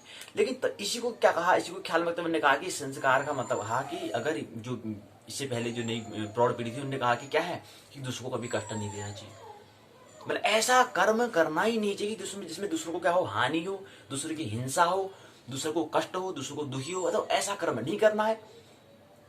अगर ऐसा कर्म आप नहीं करोगे तो इससे क्या परिणाम होगा, इसका परिणाम ये होगा कि जो आप ये काम नहीं करोगे तो दूसरा काम, मतलब अच्छा काम, इसके विपरीत काम करोगे, पुण्य का काम होगा, तो वो लौट के आपको क्या आएगा, यहाँ आपके यहाँ प्रभाव पड़ेगा, आपके यहाँ आएगा, लौट के आएगा, तो वो क्या हो जाएगा, फिर बीज बन जाएगा आपका, फिर वो क्या हो जाएगा, आपका धीरे धीरे इकट्ठा होना प्रारंभ हो जाएगा, वो आपका स्वभाव बन जाएगा, धीरे धीरे इकट्ठा होगा, तो फिर वो तुम्हारा क्या बन जाएगा, संस्कार बन जाएगा, बीज बन जाएगा।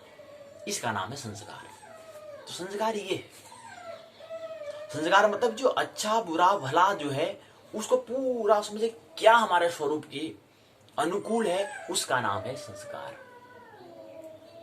अगर ऐसा काम करते हैं तो उसका प्रभाव क्या होता है, ये होता है, अगर ये काम करते हैं तो उसका प्रभाव ये होता है, पूरा जांच पड़ताल का नाम क्या है, संस्कार है।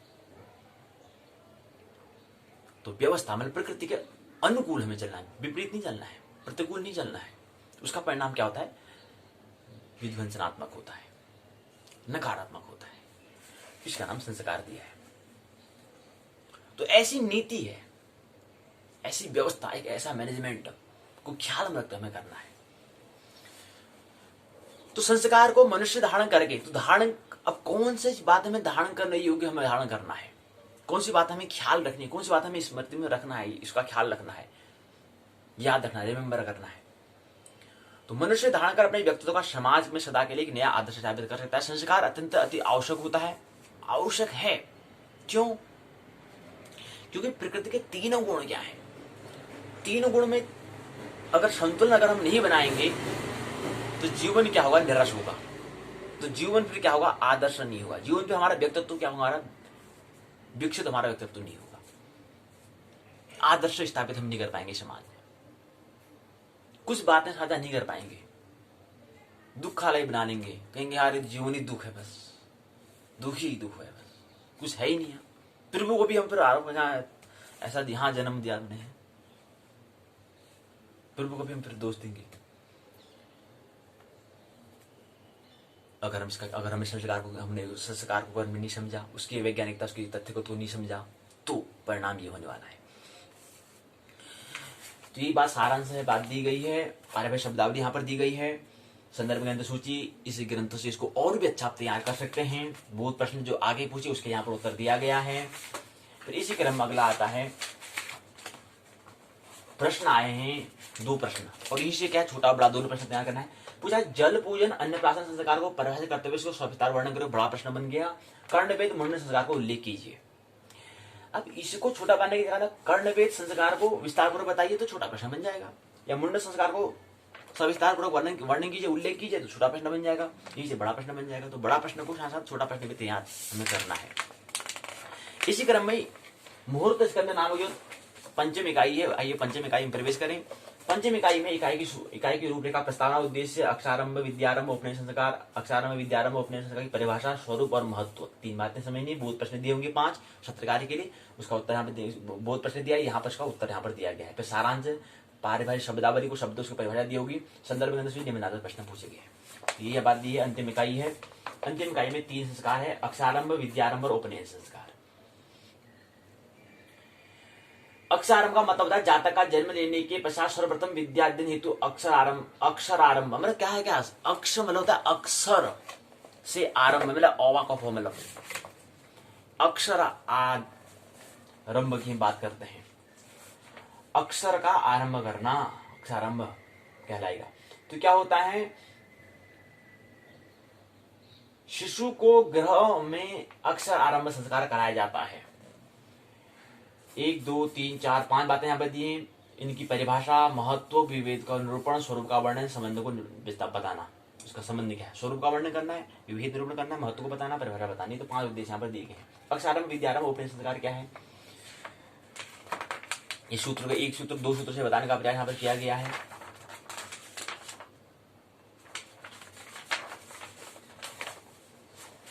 कौन से महीने में करना चाहिए, कौन सी तिथि में करना चाहिए, कौन से वार में, तिथि, मास, वार, नक्षत्र, लग्न में, कौन से लग्न में करना है, विद्यारंभ संस्कार अगले क्रम में दिया गया है। तो बालक को 5 वर्ष की अवस्था में संप्रदान होने जाने वाला अधोवर्णित विशुद्ध दिन को विद्यानायक, शारदा, लक्ष्मी नारायण, गुरु और कुलदेवता की पूजा करके पढ़ने की। मतलब कहने का मतलब यह है कि जब हम अक्षरारंभ मतलब होता है कि अब हम अक्षरों से, क्या बात है अक्षरारंभ, अक्षरारंभ का मतलब होता है कि ऐसा संस्कार, ऐसी व्यवस्था, ऐसी योजना, ऐसा कार्यक्रम का आयोजन करना चाहिए कि आगे हम अक्षरारंभ मतलब जो भी आगे जीवन में हम अनुभव करेंगे। अब बच्चा का क्या होगी, उम्र 4-5 वर्ष हो चुकी है, अब धीरे धीरे इसके अंदर क्या है, विचार का जन्म होना प्रारंभ होगा। अब विचार का जन्म इसका होगा, कुछ न कुछ अनुभव भी प्राप्त करेगा, कुछ कुछ फीलिंग अनुभूति भी करेगा, कुछ कुछ समझ भी आएगी, अंडरस्टैंडिंग, कुछ सेंस, कुछ सूझ भी होगा। इस सूझ को क्या करेगा वो, जब उसको प्राप्त करेगा तो फिर दूसरों को क्या करेगा, बताएगा, दूसरों को देगा।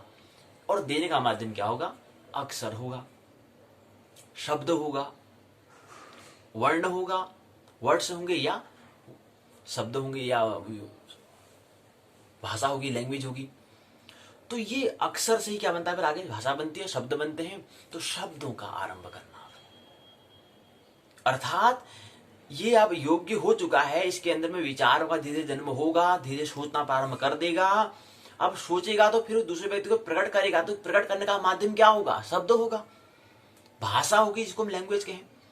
उस भाषा का क्या होगा, प्रारंभ करना है। उसके लिए एक ऐसा संस्कार, एक ऐसा कार्यक्रम का जो समय आयोजन, उसका समय क्या कौन सा है, वो समय क्या है, जब उसकी कौन सी स्थिति होती है, कौन से वर्ष में प्रारंभ हो जाता है विचार आना प्रारंभ, उसको ही अक्षरारंभ कहते हैं। अक्षरारंभ मतलब विद्यालय जाने से पहले ये प्रारंभ हो जाता है।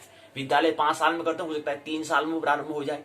अब कौन से वर्ष में होता है, अब इसकी तो हमें क्या करना पड़ेगा, प्रयोगात्मक करना पड़ेगा कि छोटा बच्चा जब है उसका हमारा यही तो सूक्ष्म काम करना है कि जब बच्चा जन्म लेगा तो उसका प्रतिदिन उसको हमें देखना है कि अच्छा आज उसने ये करा ठीक, आज ये करा ठीक, अच्छा आज ये ठीक, अच्छा आज 1 साल का हो गया, अच्छा 9 महीने का था ऐसा था, अच्छा 1 साल हो गया, फिर 2 साल, अच्छा 2 साल में क्यों, अभी तो इसको ये भी ना, यहाँ ये करने लग गया, ठीक ठीक ठीक, अच्छा अच्छा।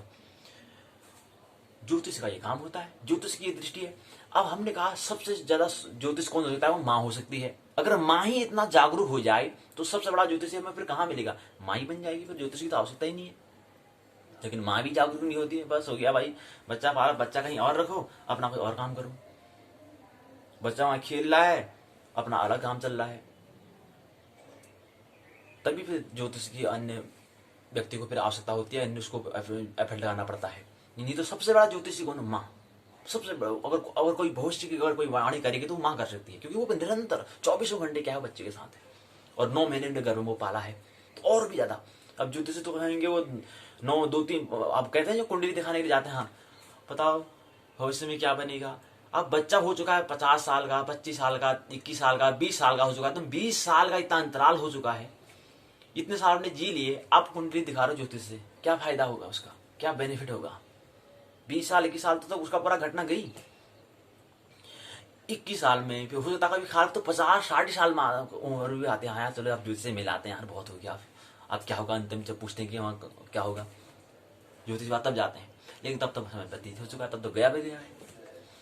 लेकिन जिस समय हम कह रहे हैं विवाह हुआ, उस समय दोनों मतलब दंपति में कह रहे हैं, दंपति अगर मतलब दोनों पति पत्नी अगर जागरूक रहे, अगर वही खुद अगर एक पहल करना प्रारंभ कर दे कि हम ही क्या करेंगे, एक एक घटना को हम निरीक्षण करेंगे, अनुरक्षण करेंगे कि क्या क्या घटना होती है, तो वही सबसे बड़े ज्योतिषी वही होंगे, सबसे बड़े ज्योतिष को समझने वाले वही होंगे।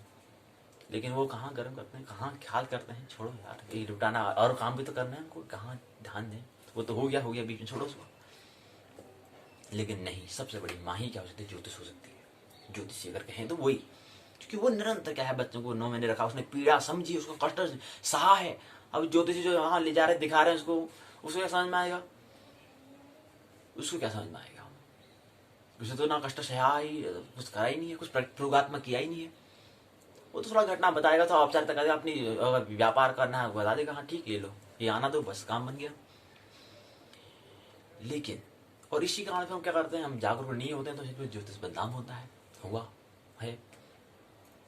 जागरूक नहीं है तो उसी का मतलब संस्कार, मतलब कह रहे हैं कि अगर हम उसमें अगर हम जागरूक, और उसमें जो दंपति अगर जागरूक हो जाए, पति पत्नी अगर जागरूक हो जाए, विवाह में बच चुके हैं, तो अब उन्हें जागरूक हो जाना है कि जो भी घटना करेंगे तो परिणाम बच्चों में पड़ने वाला है, नई पीढ़ी में पड़ने वाला है। तो हम क्यों ना पहल करें, हम क्यों ना छोटी छोटी घटना पर ध्यान दें। अब बच्चा रोता है तो चांटा मारते हैं, लो भाई मारो उसको। अब वो क्यों वो रो रहा है, इसका वजह को जाने बिना ही चांटा मार दो भाई। और चांटा मारना कितना बड़ा विपरीत काम है, कितनी मानवता, मतलब अभी हमने कहा था कि मानवता का ख्याल रखना चाहिए। अब चांटा मारना मतलब क्या बात है, मतलब कितनी बड़ी मानवता के विपरीत की बात घटना है कि चांटा मारना, उसको डांटना कितनी बड़ी विपरीत बात है। छोटा बच्चा नादान, मारो भाई, जितना मारो, जितना शोषण करो, जितना हिंसा करोगे, जितनी घटना आप करोगे, पूरा परिणाम पूरा देख रहा है। फिर आगे जब बड़ा होगा ना, फिर कहेंगे चलो हम भी करेंगे मम्मी डैडी का खेल। बच्चे जब मैं छोटा बच्चा था तब आपने भी कहा ना, अब हम बड़े हो चुके हैं, आप तुम छोटे हो चुके हो, अब तुम ज्यादा कुछ कर नहीं सकते क्योंकि आप तुम बूढ़े हो, अब जो हम कहेंगे वो तुम्हें करना पड़ेगा। तो फिर बदला लेगा, फिर क्या करेगा, बदला लेगा। इसलिए क्या होता है, जागरूक संस्कार का मतलब है जागरूक होकर काम करना, कि बच्चा रो रहा है तो उसका वजह क्या रहा होगा, उसमें जा रहा तो उसको क्या जरूरत है, क्या उसकी आवश्यकता है, उस पर हमें ख्याल रखना चाहिए। लेकिन नहीं करते भाई, छोड़ चुप, रो भी रहा तो चुप, लेकिन रो क्यों रहा है, क्या वजह है। अभी भाषा तो नहीं आती, तो भाषा क्या, रोने का तो एक माध्यम है उसका। अगर भाषा आती तो कहता है मेरे को ये चाहिए वो चाहिए। अभी तो छोटा है क्योंकि उसको भाषा नहीं आती, तो रोएगा, लेकिन उसमें मार रहे हैं, बिगैर कुछ जाने मार रहे हैं। और ये हमने कहा कि मारना, बिगैर उसको जाने हुए मार देना, ये मानवता का, ह्यूमैनिटी की विपरीत घटना है। कितनी बड़ी दुर्घटना है ये, विचारणी बात है। तो यही से दुख का जन्म ही धीरे छोटी छोटी घटनाओं से, सुख घटनाओं से, छोटी छोटी बातों से क्या होता है, बड़ा दुख का जन्म होता है, यही दुखालय बनता है। इसी चीज को ज्योतिष में पहल है कि क्रांति लाने में सबसे पहले महत्वपूर्ण दंपतियों का ही रही है, कि वो चाहें कि हम अब यहाँ से पहल करेंगे, हम देखेंगे। तभी तो हमने कहा कि संस्कार मतलब कहना बताया कि विभाजन करना, काम को करना है कि इस समय ये करूंगा, तो अगर मेरे काम को करना है तो 10 घंटे में ये काम करूंगा, उसके बाद मैं 2 घंटे समय दूंगा बच्चों को, और देखूंगा कि 2 घंटे क्या करते हैं, छोटी छोटी घटना में क्या इसमें कारण है, क्या इनको जरूरत है, क्या इनको आवश्यकता है, इसकी पहल अगर करें, इसका वो समय दें। लेकिन नहीं भाई, 2 घंटा कहाँ देना, 2 घंटे मित्र को देंगे, वहां शराब पीने में समय व्यतीत कर लेंगे, गप मारने में कर लेंगे, वरना कर लेंगे। यहाँ गृहस्थ आश्रम चल रहा है, समय 10 घंटे वहां 10-12 घंटे काम में चले जा रहे हैं, जॉब में चले जा रहे हैं, दफ्तर कार्यालय में चले जा रहे हैं 10-12 घंटे, और उसके बाद 2-3 घंटे जितना समय मिलता है वो मित्रों के साथ गपशप कर रहे हैं, फिर 8-10 घंटे सोने में चले जा रहे हैं। कहाँ गया। और गृहस्थ आश्रम में व्यक्ति है भाई, ये व्यक्ति क्या है, गृहस्थ आश्रम में प्रवेश किए हैं और गृहस्थ आश्रम में समय ही नहीं दे रहे हैं, तो जीवन दुखालय होगा, नहीं होगा। तो दाम्पत्य जीवन सुखालय कहाँ से होगा, दुखालय होना है। समय नहीं दे रहे हो आप, और गृहस्थ मास में प्रयोग कर लो आप समय 10-12 घंटे, तो काम में दे रहे हो उसको, उस काम में जो फिर वजन है उसको पूरा घर में करो, उसको पूरा वो जहां डालो, तो जीवन कैसे सुखालय बनेगा, गृहस्थ कैसे, दाम्पत्य जीवन कैसा महोत्सव बनेगा, बन ही नहीं सकता। पहल दंपति की भी आवश्यकता है। तो ये चीज हमने कहा कि विद्यारंभ, जो हमने कहा कि आप बच्चा छोटा जो है बड़ा हो चुका है, मतलब आप क्या है थोड़ा 2-3 साल का हो चुका है, अभी तो रो रहा था, अभी तो धीरे धीरे क्या है विचार आना प्रारंभ होगा, विचार का जन्म होगा। तो विचार जो करेगा, अनुभूति जो करेगा, उसको अब बताने का माध्यम जो होगा वो क्या होगा, शब्द होगा, अक्षर होगा, तो उसी को अक्षरारंभ कहते हैं। उसका भी एक समय होता है। वो समय कब होगा? उसकी जब हम प्रयोगात्मक करेंगे कि बच्चा क्या होता है 6 महीने में इतना चीज सीख लेता है। जैसे हम कहते हैं 7 वर्षों में क्या होता है, वो उसमें 7 वर्षों में सब बातें हो जाती हैं। 14 वर्षों में उसका पूरा मस्तिष्क विकास हो जाता है। तो ऐसे ही बच्चा अगर इतना साल का हो जाता है तो क्या होता है, उसमें विचार आना प्रारंभ हो जाता है। तो इसके लिए इस समय में क्या कर देना चाहिए, अक्षरारंभ कर देना चाहिए। अक्षरों का भी थोड़ा ज्ञान देना शुरू कर देना चाहिए, ताकि ये कुछ अनुभव करे, कुछ अनुभूति करे, कुछ इसको सेंसेस को समझ रहे, तो हमको ये बताए, मतलब आदान प्रदान करे। इसलिए अक्षरारंभ करते हैं। अक्षरों का यानी अक्षरों का जो बता रहे हैं, अक्षर यानी कि जो क जो बता रहे हैं उसकी बात करें, उसका प्रारंभ कर दे। तो फिर बाद में जब विद्यालय में जाएगा, जो शिक्षक गुरु जी पढ़ाएंगे, तो सबसे बड़ा शिक्षक तो जो होता है वो घर में अभिभावक होते हैं। वो घर में अक्षरारंभ घर में हो जाता है। फिर आगे इसके बाद आगे विद्यारंभ होगा। विद्यालय में कुछ बातें, और फिर वहां तो पूरे विचारों का ही समूह होगा, पूरे अनुभव की बात करेंगे। विद्यालय में ये तो होता है कि जो नई पुराने जो प्रौढ़ पीढ़ी ने अनुभव किया है उसी को वहां समझने का प्रयास, ऐसी पाठशाला वहां पर होगी। तो वहां पर और बातें पे विचार करेगा और उसको सोचेगा। फिर वहां तो फिर ऐसे चलता रहेगा। लेकिन घर में उससे प्रारंभ क्या होगा, जब से वो प्रारंभ करना शुरू हो गया था तो उससे पहले एक संस्कार हो जाना चाहिए। उससे का नाम है अक्षरारंभ संस्कार। लेकिन कौन जागरूक करे, कौन करे, छोड़ो। अच्छा कोई ख्याल नहीं, हाँ 5 साल हो गया, डाल दो स्कूल में, एडमिशन कराओ कराओ कराओ बस। लेकिन उससे पहले हमने क्या उसको हमने समझा कि 3 साल का हो गया, इसमें इससे पहले हमने अक्षरारंभ करा। मेरे को ऐसा समय बताया, हमने बांटा था कि हमने कुछ ऐसा टाइम टेबल बनाया था कि 3 साल का बच्चा हो जाएगा तो यहाँ से भी क्या करेगा वो, इसको हमें अक्षरारंभ कराना है, उसके बाद विद्यालय में प्रवेश कराना है। लेकिन कौन कराए, छोड़ो, एडमिशन करना है। यहीं से फिर आगे फिर क्या होगी, प्रतिस्पर्धा की, कंपटीशन की तैयारी करो, कंपटीशन प्रतिस्पर्धा करो, आगे बढ़ो, दूसरों को पछाड़ के आगे बढ़ो। तो यहीं से धीरे धीरे क्या था, प्रतिस्पर्धा का जन्म हो जाता है। कंपटीशन का एम्बिशन आना, नंबर 1 आओ, दूसरों को पछाड़ो, नंबर 1 आओ। तो यहीं से प्रतिस्पर्धा, और यहीं से फिर क्या होता है, तनाव, टेंशन का जन्म, यहीं से दुखों का जन्म, पूरा जीवन निराश, यहीं से निराशता का जन्म।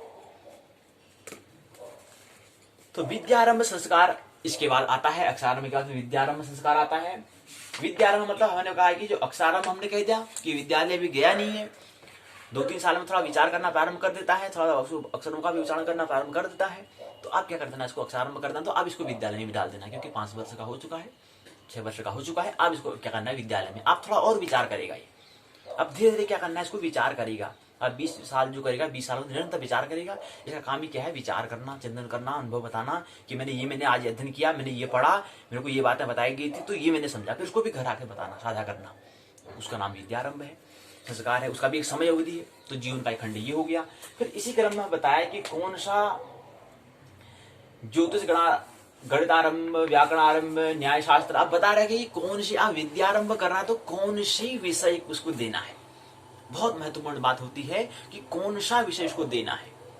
अगर पुत्र है तो कौन सा विषय इसको देना है। अब विद्यारंभ तो करा रहे हैं हमारे पराग भाई, अच्छा ठीक है, अच्छा क्या कहते हैं, अच्छा यार ठीक, वो कहते हैं ना, अच्छा इसको मैं आगे है ना बनाऊंगा, ये बीटेक करेगा, इंजीनियर बनना चाहिए इसको, ठीक है। बिना उसकी वैज्ञानिकता को जाने हुए, बिना उसको इसके स्वभाव को जाने हुए, बिना उसका जो नेचर, जो उसका कौशल, हुनर को जाने हुए, स्किल को जाने हुए बनाएंगे तो बीटेक करेगा आगे भाई। अभी से डाल दो, अच्छा इसको गणित वाला विषय दे दे भाई। तो विद्यारंभ करना है तो कौन सा विषय को आप देना है हमें, इसका स्वभाव की पहले मुलाकात करने की, इसको क्या कौन सा इसका विषय है। अच्छा तो ये ठीक है बनना है। यहाँ पर भी फिर थोपने का हम क्या करते हैं, अभिभावक कहते हैं ठीक है यार, अच्छा इंजीनियर का ठीक है, अच्छा भी बोलबाला किसी में, अच्छा किसी में ज्यादा पैसे मिलते हैं, अच्छा वहाँ इंजीनियर में मिलते हैं यार, अच्छा नहीं वहाँ आर्मी वाले में ज्यादा मिलते हैं, क्योंकि मतलब रिटायर जाते फिर तब भी वहाँ पेंशन आती रहती, क्यों नहीं इसको आर्मी में डाले जी। लेकिन अभी क्या था उसका, अभी उसका स्वभाव जो उस हिसाब से विषय को भी देना है। विद्यारंभ करना है तो आगे फिर बढ़ेगा धीरे। अभी तो बातें अभी तो करो प्राथमिक चरण में समझ रहा है विचारों को, लेकिन धीरे धीरे भी ये क्या है, अगर यहीं से अगर हम तैयारी करना प्रारंभ कर दे, यहीं से उसका दिखना प्रारंभ कर दे, अच्छा ठीक है इसको ये गाने में बड़ा अच्छा गाता है यार, वाह, क्यों नहीं इसको गाने का, संगीत में गाने में ज्ञान दिया जाए। अच्छा तो ये हमें देखना, शिक्षक का मतलब ये होता है, शिक्षक को ये देखना होता है कि इसके अंदर क्या चीज, क्या टैलेंट है, क्या हुनर है, उसकी खोज करना। लेकिन शिक्षक भी हाँ भाई पढ़ा दिया, वो ऊपर से वो एक नीति बना देना, वो पाठ्यक्रम निर्धारित कर दिया, ये पढ़ाओ कड़बक्कड़ मम्मी वो इस वाला बता दो उसको, बोले ये पाठ्यक्रम पढ़ा दो, उसी है। जबकि ये क्या होता है, जबकि करना क्या था, ये तो एक माध्यम था, एक तो पाठ्यक्रम एक माध्यम है। इस माध्यम से एक शीशा है, एक दर्पण है, इसमें व्यक्ति जो विद्यार्थी उसका दर्पण, उसका चेहरा दिख जाना चाहिए, क्या है अच्छा मैंने इसको संगीत बजाया तो संगीत में जो गाना गा रहा है, अच्छा यार ये गाना मतलब ठीक जैसा है, ठीक, ये तो संगीत, इसके तो संगीत वाले विषय देंगे, ठीक हो गया। दूसरा है अच्छा यार ये थोड़ा गणित अच्छा कर लेता है, गुणा ज्यादा कर ले रहा है, तो गणित देंगे, ठीक, ये गणित वाला। तो ऐसा कुछ यहाँ पर विद्यालय में करना चाहिए। लेकिन नहीं, पाठ्यक्रम निर्धारित तो सभी को गणित पढ़ना है, सभी को ये पढ़ना है, सभी को ये पढ़ना है, तो पढ़ना है, बोझ करो। 20-21 साल ऐसे चले जाएंगे और 20-21 साल में भी बच्चा अपना हुनर को, अपना स्किल को, अपना टैलेंट को नहीं निखार पाता है, नहीं ला पाता है बाहर, नहीं निखार पाता है। क्यों, कैसे निखार पाएगा? क्योंकि उसका समय यहाँ जा रहा है, जो फिजूल की विषय है उसमें समय व्यतीत हो रहा है, विज्ञान पढ़ने में, ये पढ़ने में, हिंदी पढ़ने में, वे पढ़ने में, फलाना पढ़ने में, अन्य विषय पढ़ने में समय व्यतीत हो जा रहा है। जो उसका टैलेंट, जो उसका विद्यालय का प्रवेश इसलिए कराया था कि इसका टैलेंट है क्या, उससे मुलाकात हो जाए, लेकिन नहीं। फिर आगे यूनिवर्सिटी में जाता है, डिग्री तो मिल जाती है, उन डिग्री को फिर करो, फिर रोजगार नहीं मिल पाता है, फिर बेरोजगारी की ओर बढ़ती है। तो कुछ जागरूकता की हमें बात है। तो कौन सा, अब ज्योतिष विषय किसके लिए है? अब ज्योतिष विषय किस व्यक्ति की, ज्योतिष कौन सा व्यक्ति किसके लिए ज्योतिष विषय है, किसके लिए व्याकरण विषय है, किसके लिए न्याय शास्त्र है? सभी पाणिनि नहीं हो सकते हैं, सभी व्यक्ति व्याकरण को नहीं पढ़ सकते हैं। और कौन सा संस्कृत वाला व्यक्ति होगा, फिर कौन सा किस व्यक्ति को, किस विद्यार्थी को संस्कृत विषय देना है? कौन धर्मशास्त्र को समझेगा, कौन संगीत को समझेगा? सभी व्यक्ति संगीत में नहीं गा सकते हैं। कल हम भी उच्चारण करने का प्रयास करते, संगीत में नहीं हो पाया। नैनों की तो बात नैना जाने है, सपनों की रात तो रहना जाने है। हम दीवानी हो गई हैं आपकी, हम तो बस इतना जाने हैं, तू मेरा है सनम, तू मेरा हमदम, तेरी संग जीना अब सातों जन्म। अब ये जो है सभी के लिए नहीं है। कोई एक ऐसा जिसके बाद टैलेंट है संगीत में, कोई इतना निपुण होगा, उसके अंदर हुनर होगा, उसके अंदर टैलेंट संगीत का होगा, तो क्या मधुर गाएगा। तो वो उसका आगे रोजगार, उससे उसका भी आजीविका बनेगी, उसका वही उसका करियर बनेगा। क्योंकि उससे क्या है, जन जन लोग तो क्या करेगा, संगीतमय बनाएगा। लेकिन नहीं, उसको थमा दिया गणित, उसको हमने बगैर टैलेंट को समझे हुए, बिना उसको टैलेंट, उसके टैलेंट क्या है उसको जाने हुए गणित उसको दे दिया हमने। अब गणित में करो, बनाओ गणित में, उलझाओ यहाँ पर, जबकि उसका संगीत में था। तो ये पहल कैसे होगी, शिक्षा में क्रांति कैसे होगी? जब तक व्यक्ति जागरूक नहीं होगा तब तक क्रांति नहीं हो सकती। होश नहीं होगा, जब तक अवेयरनेस नहीं होगा, अलर्ट नहीं होगा, माइंडफुलनेस नहीं होगा, अलर्टनेस नहीं होगा, अवेयरनेस नहीं होगा, तब तक ये संभव नहीं है। जागरूकता परम आवश्यकता है। तो किस व्यक्ति को न्याय के बारे में, न्याय कौन करेगा? सभी व्यक्ति वकील नहीं बन सकते हैं, सभी लोग न्याय नहीं कर सकते हैं। लेकिन कुछ ऐसे व्यक्ति को चुनना है जो न्याय के बारे में हो, जो धर्म के बारे में बताए, जो संगीत के बारे में बताए, जो वेद को बताए। सभी वेद का नहीं हो सकते हैं। जो धर्म शास्त्र को बताए, जो कोई चित्रकला, कोई कला के बारे में, आर्ट, सभी नहीं बना सकते। सभी एक कला को कलाकार नहीं, चित्रकला नहीं बना सकते हैं सब। कौन सा करना है इसका विद्यारंभ, जो विद्यालय में आप जा रहे हैं तो विद्यालय में इसलिए उसको भेज रहे हैं कि उसका कला का पता चल जाए बस। तो सभी व्यक्ति ज्योतिषी, सभी व्यक्ति व्याकरण, सभी व्यक्ति न्यायशास्त्र, सभी धर्मशास्त्र, सभी संगीत, सभी वेद, सभी गणितज्ञ नहीं बन सकते। रामानुजन से गणितज्ञ कोई बन नहीं सकता, सभी रामानुजन नहीं हो सकते हैं। तो विद्यालय में एक ऐसा होता है कि एक ऐसी व्यवस्था कि उसका जो हुनर जो है, उस जो टैलेंट है, उसको वो बाहर निकल आ पाए, वो टैलेंट को पता चल जाए। वो पता अभी घर नहीं कर सकता है, उसके लिए माध्यम विद्यालय वहां से वो कर सकता है, वो घर में नहीं कर पाएगा अभी। उसके लिए सारा विद्यालय में प्रवेश कराना अनिवार्य होता है, इसके लिए विद्यालय का प्रावधान है। लेकिन नहीं, वहां तो विषय पाठ्यक्रम पहले निर्धारण किया, तो सबको इतना पढ़ना है तो पढ़ना है बस। अगला इसी क्रम में उपनयन संस्कार आता है। आप कहते हैं कि जो व्यक्ति ज्योतिष वाला है, कोई ज्योतिष, पहले इसकी हम और बात कर लें, वेदारंभ की हम बात कर रहे थे कि जो ज्योतिष वाला व्यक्ति जो है, ज्योतिष वाले व्यक्ति को कौन से वार में करना है, कौन से मुहूर्त में करना है, कौन से नक्षत्र में करना है। व्याकरण वाला है तो उसके लिए भी कौन सा मुहूर्त करना है। कोई न्याय वाला तो न्याय शास्त्र के बारे में जब पढ़ेगा तो उसको कौन सा मुहूर्त में करना है, उस विषय का प्रयोग, मतलब कौन से विषय में प्रवेश कराना है। इसका भी एक क्या है, वैज्ञानिकता है। कौन से संगीत में कौन से महीने में करना है, इसका प्रवेश कराना है, इसके बारे में क्या है, ये चीज है। फिर उपनयन संस्कार बताया, गर्भाधान काल से लेकर जन्म काल के 8वें वर्ष या 5वें में ब्राह्मण का यज्ञोपवीत संस्कार, छठे 11वें में क्षत्रिय का, 8वें और 12वें में वैश्य का यज्ञोपवीत संस्कार होता है। अब यज्ञोपवीत संस्कार क्या मतलब होता है, जनेऊ क्या, इसकी क्या महत्ता है। जनेऊ हम उपनयन संस्कार कराते हैं, ये क्या है, यज्ञोपवीत संस्कार क्या है, इसके बारे में पता है। इसी क्रम में बहुत प्रश्न आए हैं, बहुत प्रश्नों को दे दें। अक्षर आरंभ का मतलब होता है कौन से महीने में होता है अक्षर आरंभ, चौथे वर्ष में, 5वें वर्ष में, 6ठे वर्ष में, कौन से वर्ष में होता है, 5वें वर्ष में। विप्रो का यज्ञोपवीत संस्कार होता है कब होता है, जन्म काल से 8वें 5वें महीने में।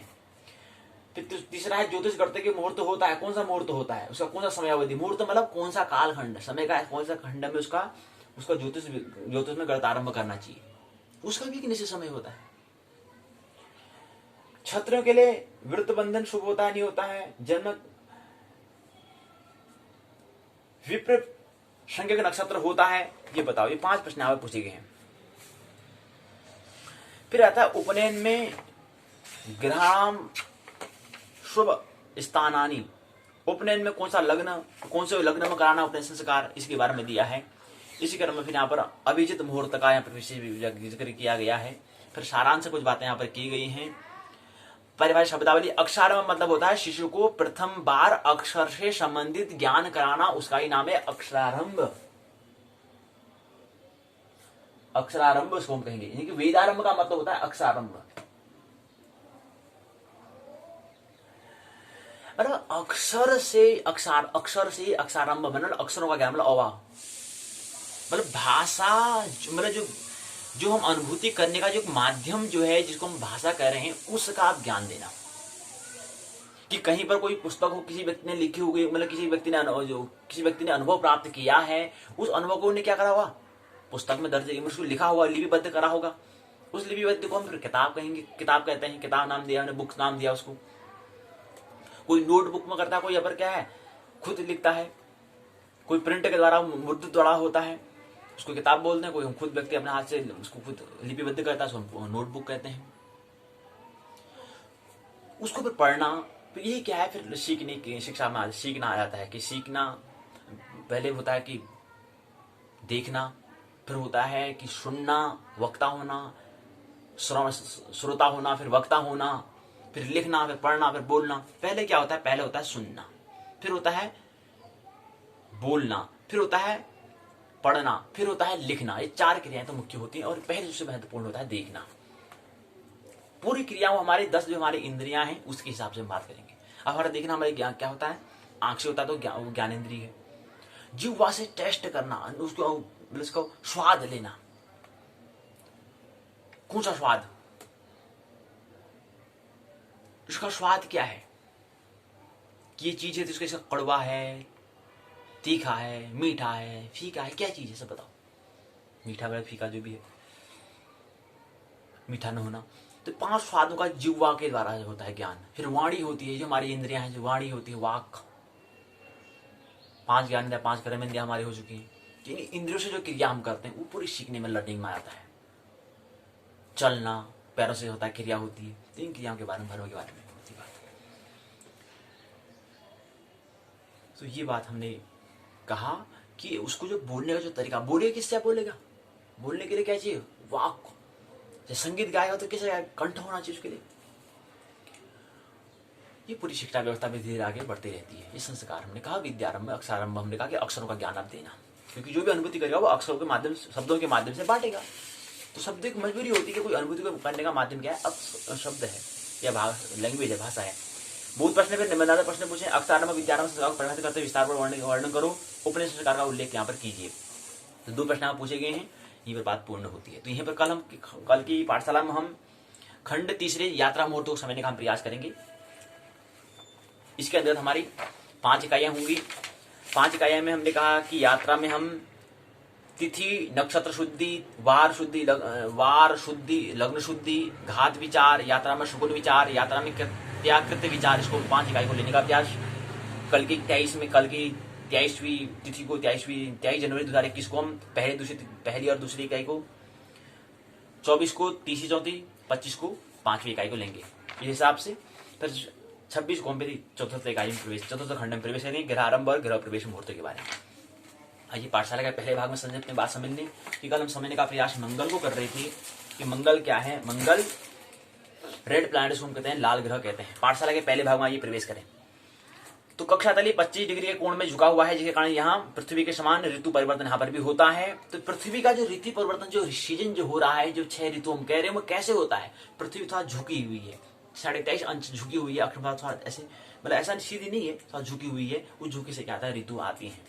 ठंडी, जाड़ा, गर्म, बरसात जो हमें होता है, कभी कपड़े ज्यादा, ठंडा मतलब ज्यादा पता नहीं, जैसे हम कपड़े ज्यादा पहन लेते हैं, जैसे हम कपड़े की ज्यादा आवश्यक होता है, जैसे हम कपड़े कम पहनते हैं उसको हम गर्मी कहते हैं।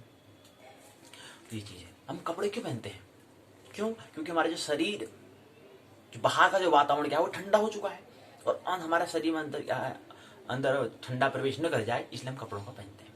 ये चीज आप वैज्ञानिकता पता होनी चाहिए। इन छोटे छोटे प्रश्नों का हमें उत्तर हमें मिलना हो, सवाल करना चाहिए, क्योंकि यहीं से हमारा चिंतन बढ़ता है। फिर आगे धीरे धीरे अपन छोटी छोटी बातों पर हम चिंतन करना प्रारंभ कर देंगे, तो फिर आगे विज्ञान का हमें जन्म देने में कोई दिक्कत नहीं आएगी। फिर बड़े बड़े चिंतन करना हम प्रारंभ करेंगे, बड़े बड़े छोटी छोटी हमें शुरुआत करनी होती है, छोटी छोटी जो घटनाएं होती है वहां से प्रश्न करने होते हैं, सवाल करने होते हैं, फिर धीरे धीरे बड़े बड़े सवाल फिर लेना है अपने जीवन में। फिर मैं कहाँ से आता हूँ, कहाँ जाता हूँ, क्या चीज़ है, प्रकृति क्या है, इनके रहस्य क्या है, मिस्ट्री क्या है। फिर आगे फिर प्रकृति के 2 स्वरूप होते हैं, स्त्री पुरुष क्या होता है, स्त्री का स्वभाव कैसा है, ये पुरुष का स्वभाव कैसा है, ये चीज रहता है। ये कला क्या होती है, ये संगीत क्या होता है, इसके बारे में सवाल पूछने चाहिए। तो हमने कहा मार्स के बारे में, मंगल के बारे में बात हमने करी। सूर्य की परिक्रमा करने में इसको 687 दिन लगते हैं। सूर्य की परिक्रमा करने में सौरमंडल का सबसे बड़ा ज्वालामुखी जो है वो इसी ग्रह मंगल ग्रह में है। सौरमंडल का सबसे ऊंचा पर्वत भी यहीं पर है। माउंट एवरेस्ट से 3 गुना ज्यादा ऊंचा इसका है, इसी ग्रह पर स्थित, यहाँ पर मतलब मंगल ग्रह में है। रविवार को 6 मई 2018 को मंगल के राज खोजने निकला इनसाइट लैंडर। 630 किलोमीटर है इनसाइट मार्शल लैंडर का वजन, ये हमने बता रहे थे। अमेरिकी अंतरिक्ष एजेंसी का नाम नासा ने इनसाइट को पृथ्वी से मंगल ग्रह तक पहुंचाने में 5 मई 2018 से नवंबर 18 तक 6 माह का समय लगेगा। तो ये नासा जो है अंतरिक्ष एजेंसी जो काम कर रही है, खगोल को समझने का प्रयास कर रही है, वो निरंतर अपने काम कर रही है। भारत का प्रथम अंतर्राष्ट्रीय अभियान कब शुरू हुआ, वो है इसरो ने अपना मंगलयान मार्स ऑर्बिटर मिशन को 5 नवंबर 2013 में प्रारंभ किया था। ध्रुवीय अंतरिक्ष प्रक्षेपण किया, प्रक्षेपण करा, अंतरिक्ष में भेजा। तो अंतरिक्ष की हम बात करें, जो खगोल को समझने का प्रयास करेंगे, और क्या है प्रकृति के मतलब ब्रह्मांड उसको समझने का प्रयास, बाह्य जगत को देखने का प्रयास। तो आज की पाठशाला में मंगल को अपने साथ समझने का प्रयास किया। कल हम बृहस्पति, शनि और वरुण को समझने का प्रयास करेंगे। मानना नहीं है, जानना, आनंद, बहुसुपूर्वक जीवन जीना है। मेरी बातों को इतने प्रेम पूर्वक शांत सुना, बहुत बहुत अनुग्रहित हूँ। अंत में सबके भीतर बैठे हुए परमात्मा को प्रणाम करता हूँ, मेरा प्रणाम स्वीकार करें।